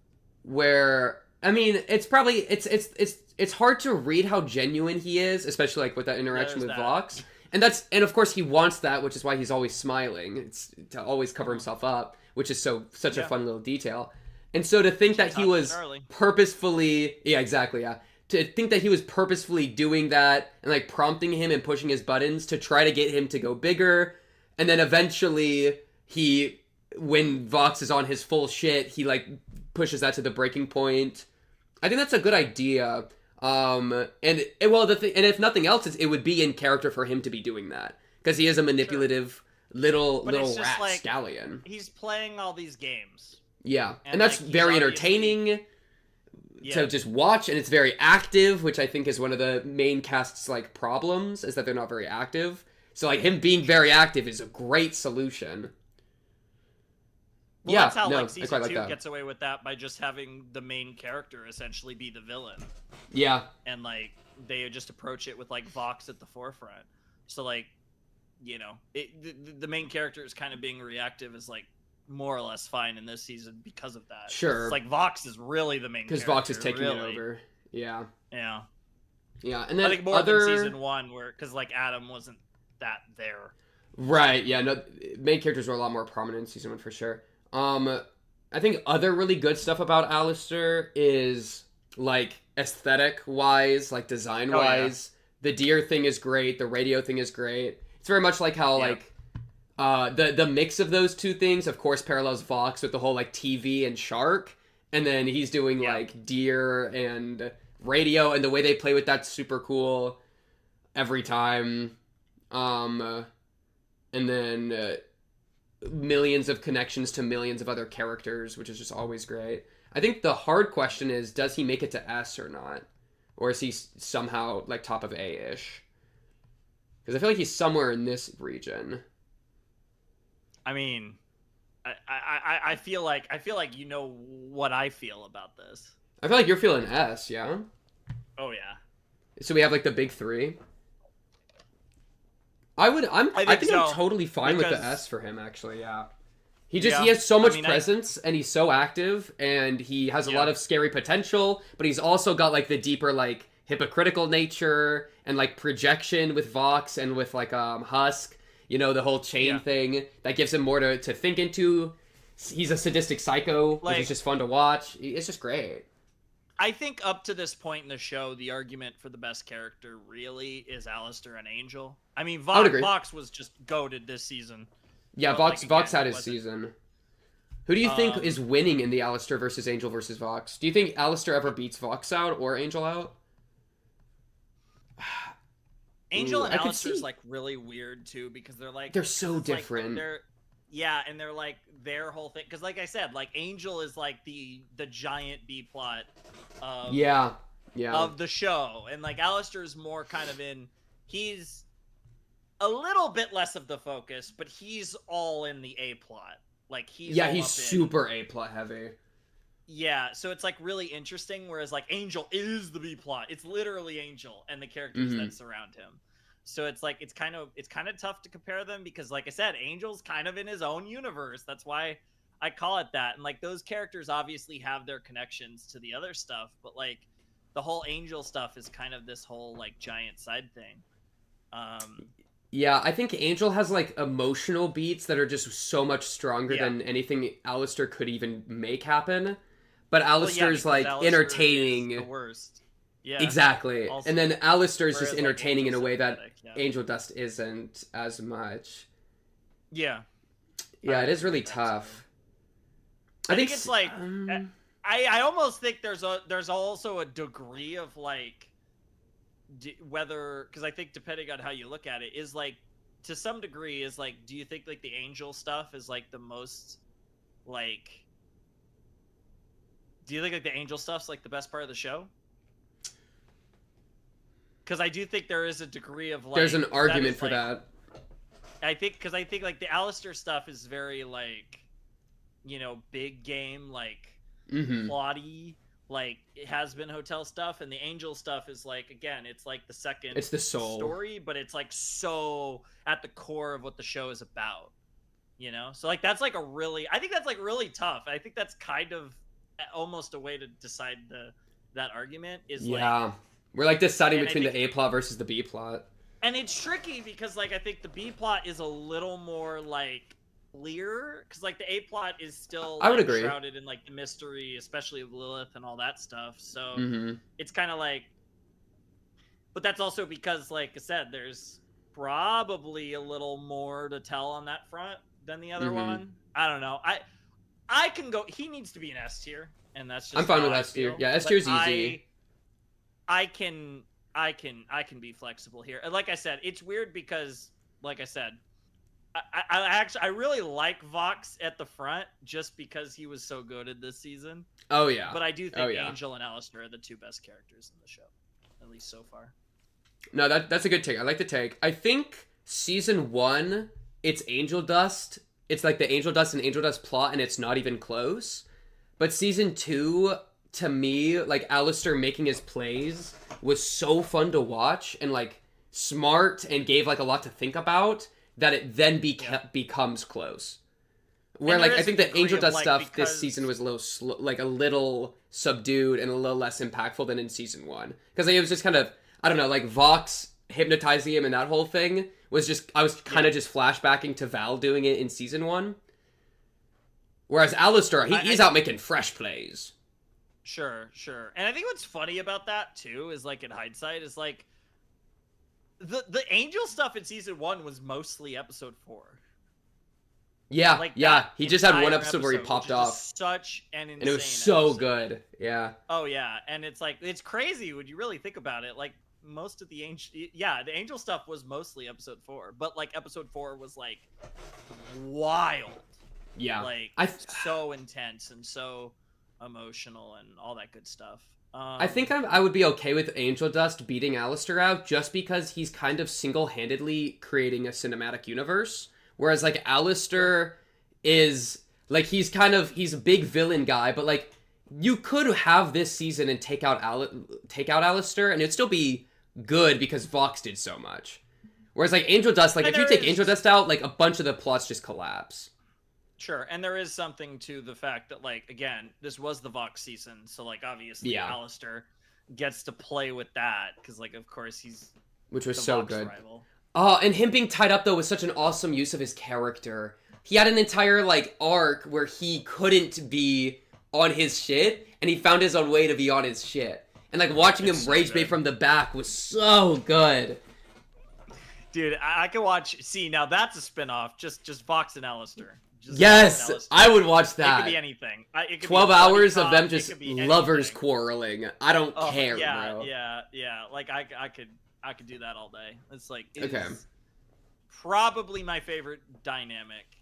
Yeah, it's probably my favorite dynamic too. But I think we can put respect on the Angel Dust. I think I'm fine with that. Yeah, Angel's great. Just because of how much he does there. Okay, now this is, I think, I put it at the back because I think it's the most controversial. Charlie. Because I think she's tough. I think her season 2 writing slowed me down a bit. It felt season 1 to me. And the naive thing. Specifically episode 3 or overall? Episode 3 was bad. That was like way. the moment where like Charlie is like, you know, she's doing the Charlie thing. She's over Charlieing. Yeah. And like that was like her moment where she's like the most, I guess, annoying. I don't know the best way to put it, honestly. But yeah. I stayed till the end of the stream instead of sleeping just to boo her. Holy. That's crazy. The hate is out. Let's go. Pitchfork. Let it out. Yeah. 3 was definitely kind of bad in that way. I'm just trying to think, like, what else did she do this season that I liked? And I'm having trouble, like, thinking of, like, her doing stuff that was good. Like, she went to episode 4, she went Nifty, and did the news thing, but Nifty, that was pretty much just for Nifty to do fun stuff. And then, like, the big finale, she's, like, supporting Emily, but that's, like, Emily's moment to kind of start it all up. And then, like, her talking with Vox, it's like the whole team is doing stuff. So I don't really know what she added to this season much.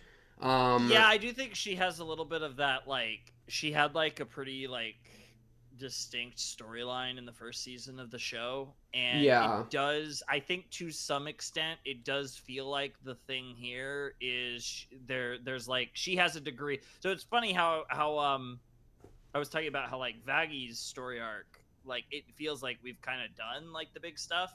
With Charlie, she's, like, in a holding pattern because we're waiting for Lilith. And Lilith won't fucking show up. Exactly, yeah. So, like, her development is, like, halted because we're waiting for the movement. And so I feel like all of season 2, her development just didn't get to do anything. Yeah. And then that's... Yeah, and that's why we focus... I mean, I guess timing-wise, it kind of works out because focused on Vox. But,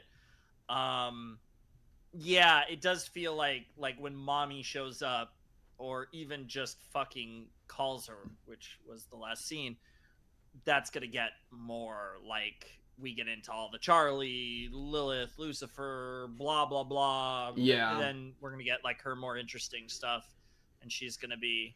But even then, I don't know how much hope I have for that to be super interesting, because she seemed, like, I feel like she'll almost just be predictable in how all of that goes. Like, just the naivete plus positivity doesn't leave much room for, like, interesting, unpredictable, deep action for me. Where, like, I can't predict what Alistair's gonna do. Or, like, the Angel Dust plot can have a bunch of, like, nuance and crunch to the emotional stuff. And I'm just unsure of how that'll be with, like, Lilith, because she's probably gonna be, like, starry-eyed for a while, and then something's gonna happen, and then she'll have her crisis of faith, and then she'll overcome it. Like, I don't know. And then, like... You don't think, like... So, like, again, we're projecting, so, like, that's not even really the point, but it doesn't matter. But, like, so, assuming it's, like... So you think, like, it is just that cut and dry, even if it's, like, losing Lucifer or Vaggie? If you throw in a little bit of loss, I think, like, but it would... Because... It would need... I just like, need more... I need more crunch. I don't know. It just feels like a simple... She's, like, a kind of simple character to me right now, and I want her to gain the depth that, like, the Angel Dust stuff has. Or, like, I don't know, the Vox and his friends stuff, or, like, Val, or, like, Sarah. Like, even Sarah is on her own shit about, like, atonement and stuff, and that already feels more, like, deep and meaningful about the human condition than what Charlie's really been able to do. Like, I've seen mommy issues before. So I guess the layer there that is, like, if we were to talk about, like, Lucifer or Vaggie, right? Mm-hmm. If her actions, specifically as they pertain to, you know, trying to look on the bright side, trying to redeem everyone, if, like, those actions, those directly lead to the circumstances of, like, somebody she cares about dying, even if it's not one of those. That would be so good. Like, watching her have a crisis of faith could be good. Then you get the, like, kind of like the reverse Sarah, where it's like, is this really worth it if it means I might lose the people I care about the most? Which is essentially like kind of the reverse. And they almost did that. Like, they kind of edged that with, like, end of season 1, like, oh, we have to go to war, she doesn't want to do it, but she's like, well, I gotta defend my people. And then season 2, like, the very, like, first episode, like, Mourning Pentious was kind of like, oh, we lost somebody we care about, but then it's immediately like, she can't do the depth because Pentious is fine. And so unless she actually loses someone, we can't. Given her nature, it might not even need to be some, like, her girlfriend or her dad. Like, it could just be, like... Yeah, it could be kind of anyone she cares about. Anyone at the hotel, or Emily, which, again, interesting that she survived. So, it's interesting. I'm curious what your, like, gut instinct is for Charlie. So my gut instinct is I look at Emily, where we have Emily, and my thought there is that, like, Emily and Charlie are very similar, but, like, Charlie's naivete annoys me a lot more than Emily's has, especially because Emily's in heaven, so it feels more like it makes more sense or something. Emily's been more sheltered. She's like, so it's more like excusable. Like, Whereas Charlie, like, I've almost had the thought too, which this would be really good depth of her character actually, so I like it if this would go deeper, that, like, the whole idea of redemption she doesn't actually care about that much. It's just a means to the end of getting mommy back. That, like, it's all just for Lilith in a sense. So, and I think she does genuinely believe it, but there's and so leaning into that would be really juicy. I would like. There's something there because she's very, like, she's built so much of, like, her identity and who she wants to be based off of her, like, I don't know if fantasy is the right word, but the way that she kind of, like, idolizes Lilith. Yeah, idolizes is a good word. Yeah. And, like, she's kind of built so much of it based off of that. And, like, obviously there's a little bit of Lucifer there, but obviously the Lucifer stuff is more just based on, like, again, the minimal interaction she had with him. Right. And, like, the stories that he told her when she was young, whereas obviously the Lilith stuff seems to be more based on, like, actual, like, action and stuff. But the problem is, again, she's probably kind of looking at that with rose-tinted glasses and youth and all that good stuff. So I'm curious. Like, that's, again, either way, it's one of those things where, like, the Lilith, she's the drink stirrer. Like, she's gonna stir so much of this. Yeah, and that'll, like, how they handle catalyst the Charlie for thing. Yeah, exactly. How Lilith impacts Charlie, especially with Charlie's image, or, like, how she characterizes herself being based off of Lilith. If what Lilith is doing starts moving against her image, then she's gonna have a crisis of faith that I think is, like, more meaningful. Because, like, if she's naive and then she has a crisis of faith about something going wrong, the audience is already like, well, duh. We already know that it's, like, dumb, and that's, like, why she's naive. But if she has, like, a crisis of faith about, like, her identity and stuff, that's not something that we can just know the answer to already, and then it becomes more interesting to me. So I feel like I'm constantly waiting for that, and then in the meantime, whenever she's doing stuff like a specific thing that really irked me was Husk leaving the hotel to go drink, and she's like, well, we lost our bartender. It's like, yo, bro, go get Husk. Like, I thought you were a good person. I get that you're stressed, but like that's your boy Husk. Where I feel like I would not. Angel Dust wouldn't let Husk walk away, and so it feels like against Charlie, and that's why I like lean to like it's a means to an end thing. It was like she needs the hotel. She doesn't. She needs the idea of redemption, but like the specific people, she seems to be weirdly not quite there for. Also, thank you, Kuro, for the follow and then the prime. Very nice of you, Kuro. Thank you, thank you. Bro, girl needs. She needed that alone time with Vaggie, bro. Like. Yeah, and then like that conversation didn't really do it for me either.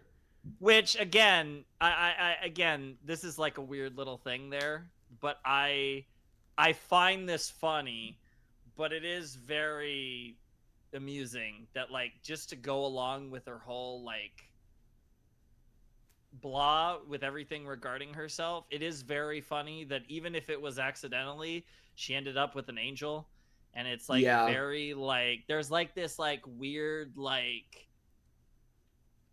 I don't even know I don't even know the best way to frame it, but it kind of just goes into all of her weird like parental issues and like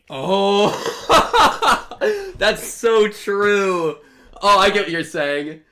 It's like it's funny. Of course she would get with an angel. But it's like that makes it almost funnier. Yeah. That's like course, oh like, my god, that's so good actually. Yeah. And it's really funny that like that whole deal is like there. And like I mean obviously you got her dad and even her mom, because even though her mom's a demon, that's not obviously how Charlie views her. Right. So, you know, and it's like it's just weird. It's like there's stuff there, and it's just a matter of like I do wonder like how far they're gonna explore those things. Because I think with a lot of these characters, it's pretty clear that we're gonna go into like all this great shit. And I think with Charlie, it's hard to read like what like kind of like the big stuff is with her. And then it's like she is the main character though at the end of the day, so you do feel like she's gonna have struggles that go beyond just the, you know, just like the physical literal like hurdles that she faces. Absolutely, yeah. And we were kind of getting that with like Lucifer in season 1 for a little bit, and I liked that. Sure. I just feel like we didn't get anything interesting in that way in season 2, and then her characterization being kind of like weirdly non-caring of like the residents and like super naive with Vox after being told not to fall into his tricks, and then she just does over and over. It's like, Charlie, like, please, we need to lock in, dude. Like, at this point, you're just doing your own thing. It's just kind of frustrating. So it's really, I don't know. I could see, like, there's enough that is coming, mostly Lilith, that I'm excited to see where she goes, but I wasn't really happy with how she went in season 2. I think that's where I'm at. Sure. Yeah, I think that's fair. Yeah. But yeah, all that to say, I do feel like B is the tier. Like, B tier? I don't yeah, because I don't think she's not below Vaggie.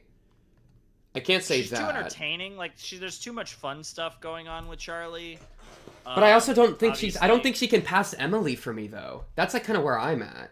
Because like Emily's like her counterpart, but Emily doesn't annoy me and frustrate me in the way that Charlie has. I think that's fair. But Emily doesn't have the deeper connections, but we haven't seen them explored yet, so it's hard to, like, potential women her above. Yeah, you know, again, more incomplete stuff. Yeah. I mean, like, obviously, in this case, I mean, like literally the main character. Of course, she's going to have more focus, you know? Yeah, and for being the main character, she feels like she hasn't been able to do enough that I like. Like, it feels kind of... Sure. Yeah. That's where I get stuck a lot. I think that's fine. I mean, she's definitely not C. I think she has to be in B. I can take that. I can take B. But I think it's fair. Like, I think there's enough flaws that go beyond, you know, just like pure, like, I don't know the best way to put it, like character flaws, but like there's stuff there where it's like, it does feel like her story didn't really develop much from where she was at the end of season 1 to where we are now. Yeah. And like that's kind of one of those things where it's like, again, in the grand scheme of the thing, when this show's over, might not be that big of a deal looking back, but when you're kind of looking at it all in a vacuum, in the middle does of feel it, like she was pretty static this season, or stagnant, I guess is a better way to put it. Yeah, I totally agree. I think this is probably a good spot for her. Are there any big shifts we need to make in the end?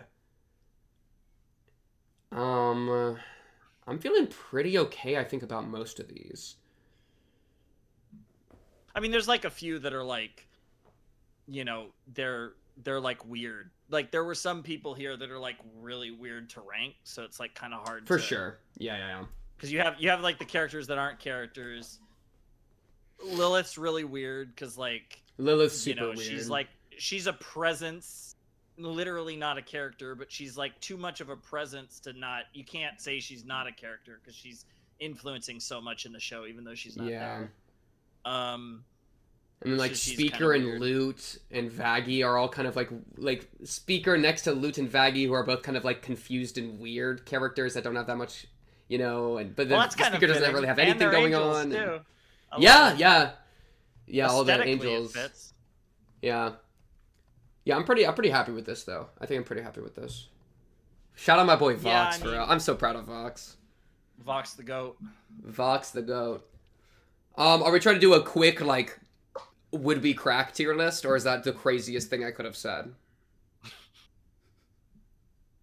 It's wild that that's the way you put it, but My fault. I mean, sure, if you want raw attractiveness, we can whip out real quick, 'cause it's a fun like palate cleanser after like actually thinking. You know what I mean? Baddie tier. Oh no, these not gonna lie, crazy. They a movie. I could get some sauce. Maybe like a meh, and then like a please anything but this. Something like that? I feel like this is good. Sure. Gotta put some of the good ones at the end though. Okay, not Baxter. Get in the front. Shut up. Okay. Okay. Baxter. I'm feeling like a meh at best. Yeah, it's one of the bottom two. Like he kind of gives twink energy. I think he gets meh. I was gonna say I'm sure there's people that find him cute. Yeah, like Nifty. Nifty finds him cute, and I gotta put some respect on Nifty. Vaggie. I personally don't really get it that hard. I could get some sauce, but if you're feeling it, I could move it up. It's definitely second or third tier. I mean, Vaggie is pretty. She's pretty attractive, but like I can, you know, I can live with that. Okay, I can live with that. Sounds like a third tier to me. That is like the opposite of enthusiasm. I can live with it. You know, see, personally. It's one of those weird things where it's like, I think for me specifically with characters, like there is a degree where like I will conflate the two of like how much I like a character. So like I feel like if I was being objective, it's probably like the second tier, but like there is that degree of like I like her, but there are a lot of characters in the show I like more. So like there is that degree of that conflation. Yeah, I think personality can like drag a little bit down in like that sort of deal. I'm totally fine with that. Okay, what about Husk? Now, personally, okay, wait, you go first. You know, again, I don't know. You know, this depends on. You're like down here with the HAZBIN people. He's a bit furry, you know. You're not a furry guy? Not really, you know. Interesting. Like there's some. There's some I could deal with, but bro's got a lot of cats. It is a lot. He is literally like a cat. With you frick with Baxter the Fish over that? The real question. It's weird because like I do find it funny because both of them like because you were talking about like the twink energy for Baxter and like that's kind of funny, and it's like that you do feel that, and I feel like with Husk you do feel the kind of like. I don't know the age exactly, but like that like middle-aged like kind of dad vibe, but like the type that like like a lot of people are into.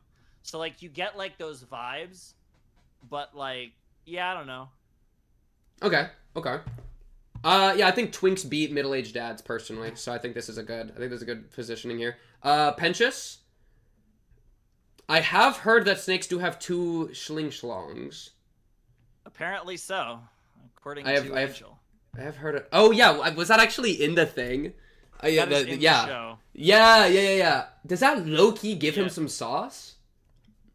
I mean, if Angel Dust is hyping him up. I was gonna say, I would assume it gives him twice the sauce.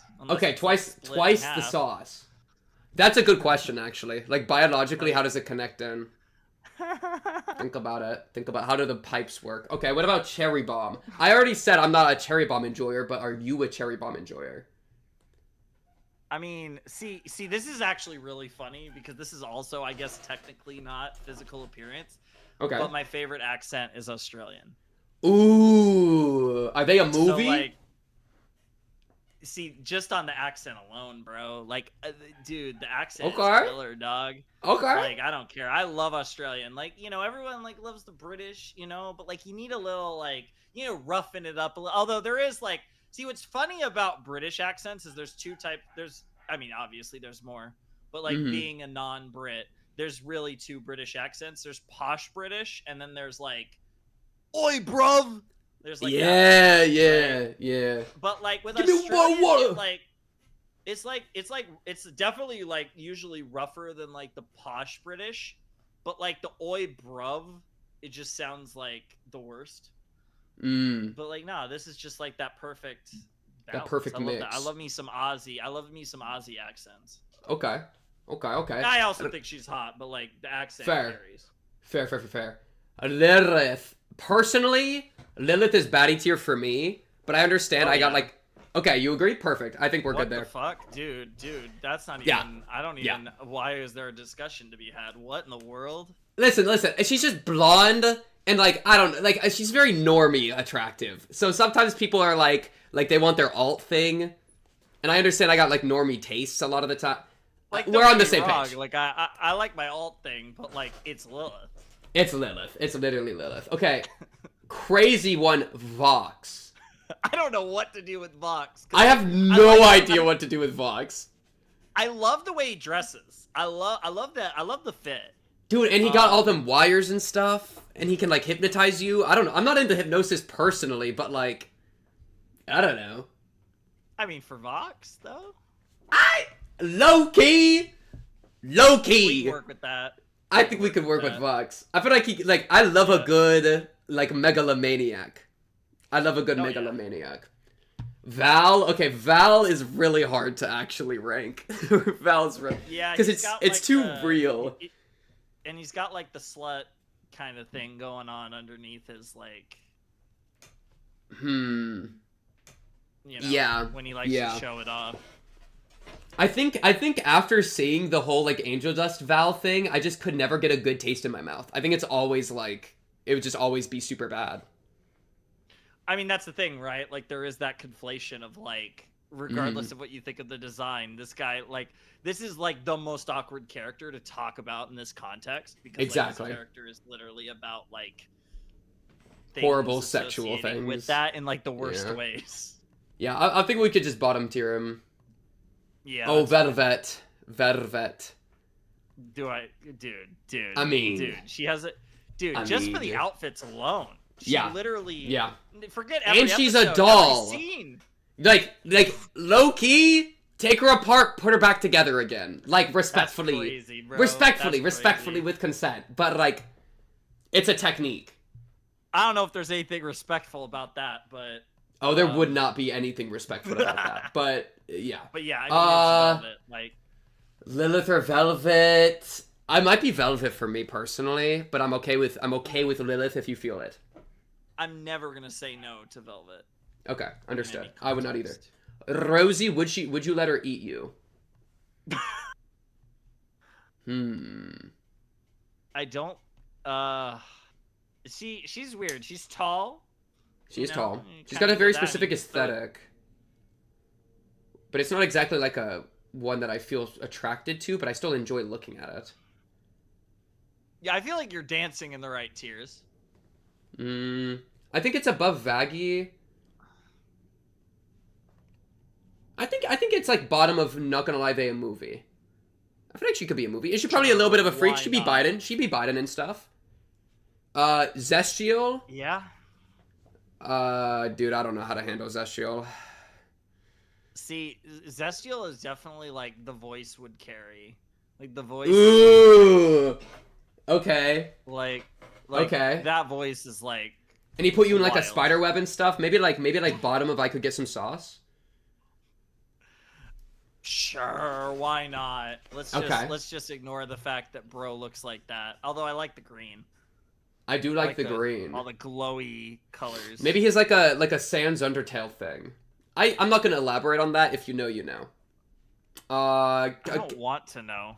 You do not want to know. With the green, somebody will get it. Katie Killjoy, whatever. I mean, she's got legs. She's got legs and she's like blonde. I don't think I actually find her that attractive though. I think she's too sharp looking. Like, look at them pointed knees. You don't want to get stabbed? Oh, no you want to get... Not by her. Nifty, yeah, but not by her. I was about to say, there's somebody else that does the stabbing. Maybe, I could get some sauce. She can't be lower than that, I think. I think she's, okay. like... Maybe, like, right above Pensius? She's good. She's also, like, sure, why not? Okay. Gas Mask Tom. Are you into gas masks? No. Are you? You like it when they think you're so like you smell so bad that they have to wear a gas mask? Yo, wait, wait, maybe they a movie low key. I think really have any. Yeah, sure. Yeah, sure. I don't think that Mimsy. Are you into them thick girls? She's kind of a movie. She's thick though. She's kind of thick though. I could frick with Mimsy, but I don't want to push it too high. I wouldn't put her above. I could get some sauce. We'll put her in sauce. Maybe like bottom of sauce. It reminds me of that one character from Princess and the Frog, I think. It's like the blonde woman in Princess and the Frog, I think it is. Yeah, I haven't seen that movie in like... Alright, somebody will get it. Came out. That's it, yeah. Emily! Yo, Emily Doe. I think Emily's maybe a movie minimum. She's very pretty. Yeah. She's one of the prettier characters in the show for sure. Fun vibes, that doesn't hurt. Yeah, I think that's probably fair. I think that's probably the right spot. Okay. Sarah? I'm gonna bite my tongue. I mean, Sarah is very, like... I don't know, I feel like you look at Sarah, like, no matter what the context is of the scale, like, she's, like, twice as big as you, probably. And, like, there's something to that. I guess you could say, I think she baddie tier, bro. Low-key, she might be the baddie for me. Like, low-key. Bro, yeah, okay. Bro's creating like a row of angels. Oh, okay. Wait, row of angels? I'm into it. Bro's creating a row of angels, but Any thoughts on Adam being anything but the very bottom? Okay. I gotta defend Adam a little bit. Whoa! You're telling me he's not attractive? Yes. Like, we've seen the mask off. Like, that's he's like got black hair and is I don't know. Oh, come on. Like, bro looks good. He's attractive. Yeah, but he's now, so I don't really mean. care that much. Maybe like bottom of meh I could take. Okay, sure. I can take bottom of meh. I gotta defend the guy. He looks good. Sure. I'll take it. Speaking of looking good, I mean minimum baddie, no? Oh yeah. You could low key character that has the case, like the psycho thing plus the arm. I don't know why, but it's doing something. Yeah, I mean, a little gold, a little color, a little action there. Yeah. Matches her eyes. Fucking. Yo, speaking of eyes, Lilith is looking at me like something else, dude. Oh my goodness, look at them beautiful eyes. That is a very funny shot. Yeah, it's kind of unfair to everyone else because she got like the painter shot, the painting. Yeah. Oh, but the outfits and the. Okay. Oh shit, Abel. It feels wrong. He's just... I don't know what to do with him either. He's like, it's I that don't- thing, right? Where he's like it's cute, but is it like cute because of his personality? Like I feel like he's cute because of his personality, not because. I don't want to touch him. I just don't want to that's touch also him. fair. Like, ever, I think. You know, like, yeah, that's fair. Yeah. Saint Peter. Meh. I don't know. Yeah, I guess. Yeah. I don't know. The speaker, though. The speaker, though. Like, you were saying, like, Sarah's minimum twice as tall as you. I mean, the speaker's like a minimum, like, 10x. Are we like, is this like a giantess thing? Like, you really? No. I'm not into giant. Okay. She could probably shrink. I don't know, bro. Wait, that's actually a good point. Loki, it's a debuff? Very majestic, very majestic, which I guess is in theme because she's like Unforgettable heavenly. smash is a way to put it. That's so funny. I think it's gotta be at least in Not Gonna Lie They a movie. Sure, why not? Like, you know, can't say anything bad. You know, we're gonna get smited, so. True. Carmilla's But I gotta daughters. be respectful. And yes, I'm gonna refer to them as Carmilla's daughters. I feel like they movies.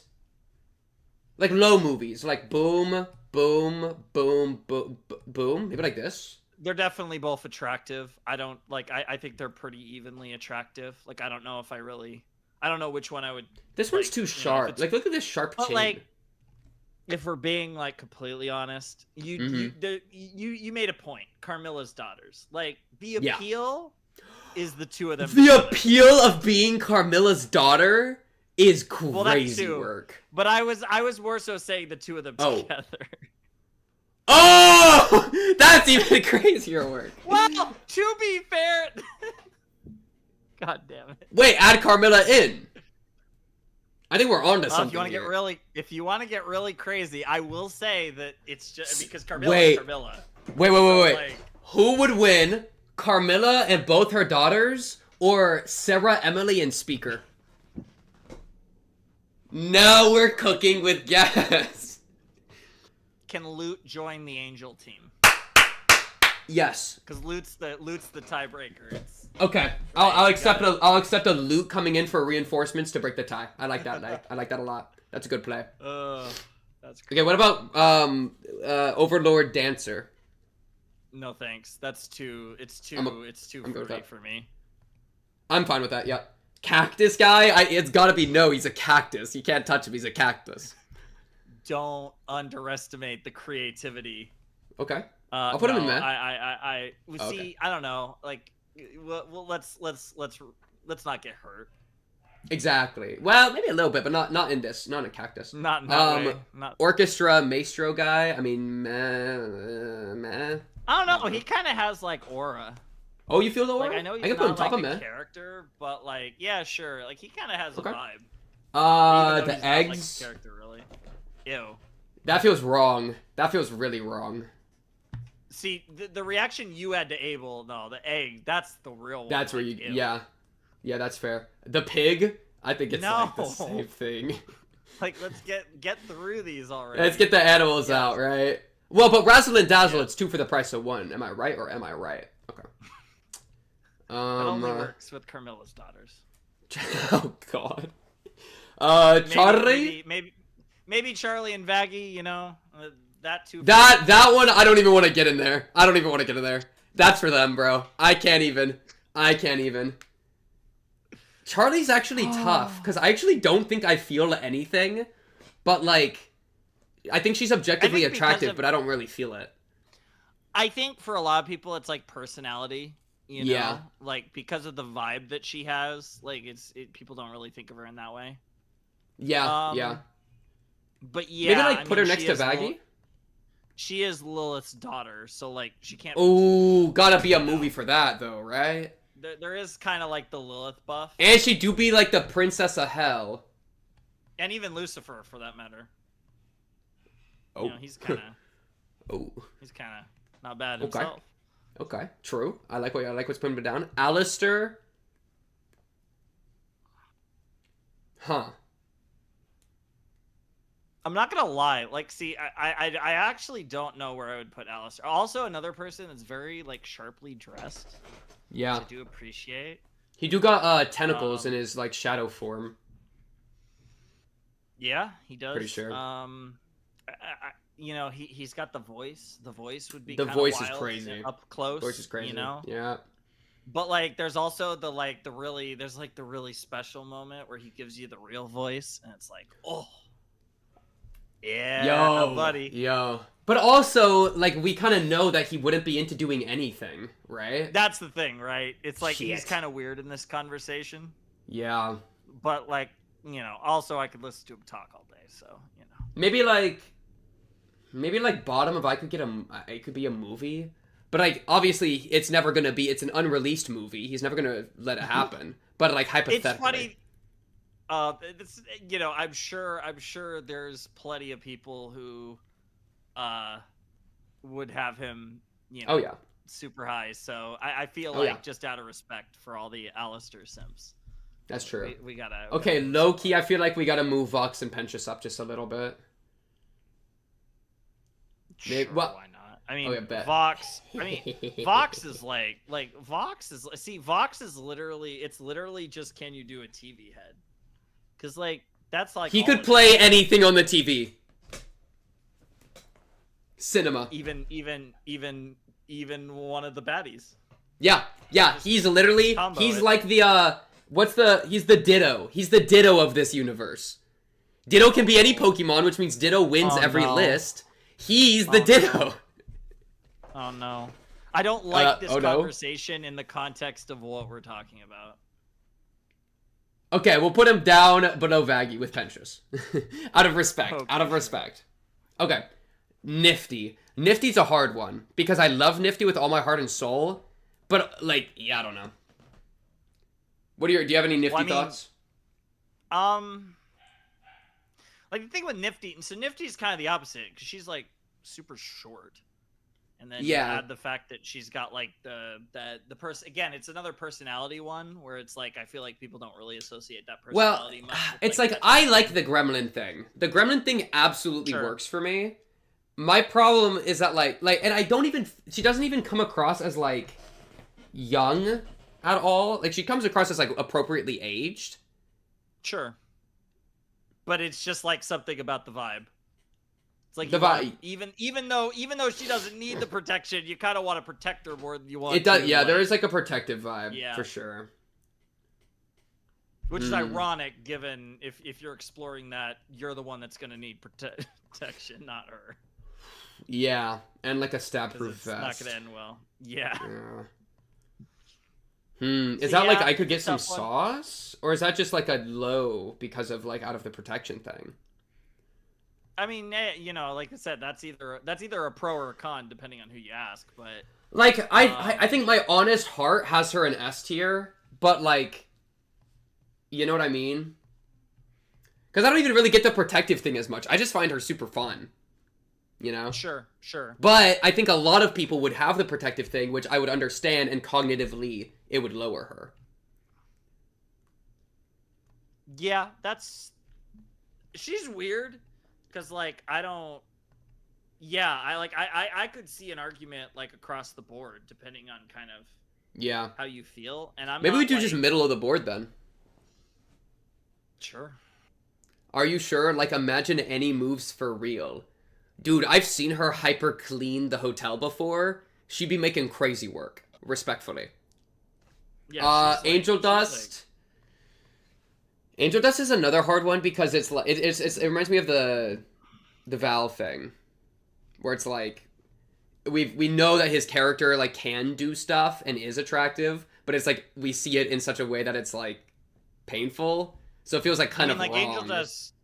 Angel Dust is interesting because Angel Dust is literally like that bitch, like literally like, that bitch. That's like his thing, like so it's like it's literally like. Now, obviously, you know, all Val stuff in that context, but like Angel is like known for being like hot. That's like the thing that's like his. Does that just put him in movie minimum? I mean, yeah, it's kind of one of those weird things because it's like, and also I think a lot of people do find Angel attractive as well, of course. Maybe like but that. Like, it's like there's like I feel like there might be a canonical buff here. Yeah, canonical Like, buff. bro is literally Maybe a porn baddie. star, so. Maybe he just becomes a baddie because of that. I mean, yeah, but like Canonical baddie. sure. I mean, he is literally. I mean, Oh my- Did you see? Dude, did you see? What is this? Oh God, I forgot the name of the song. That's so funny. For Nifty, she would love the cleanup after more than the act. Actually, That's crazy. so true. That's She's the gonna funny. start singing "Clean It Up." Oh, that's awesome. That's so funny. Were you saying something? What was I saying? I don't even know. Oh, GG. GG. Carmilla and Lucifer is our last two. We could do Lucifer first, maybe? He's weird. Because he's such a specific archetype. And I know some people are going to be super into it. But I don't think I am. Yeah. Oh, I didn't even think of the Short King part. He's just so fun. And but he's kind of pathetic in a fun way. So this is like this. So it's a little bit like the Nifty thing, then, even though it's like a different, in a way. Kind it's of. like you just Yeah. You kind of like them so much, but like in like a certain way where you don't even really think about it. Exactly. But isn't Lucifer supposed to be the most attractive of all the angels, and that's why he had pride? Low key, there might be a canonical buff. He bagged Lilith. There might be a canonical buff. I mean, Lilith, essentially steals Lilith. It's even. Yeah. And then maybe if you Oh, I don't want him next to Charlie though. Oh my God, Cherry, get in between.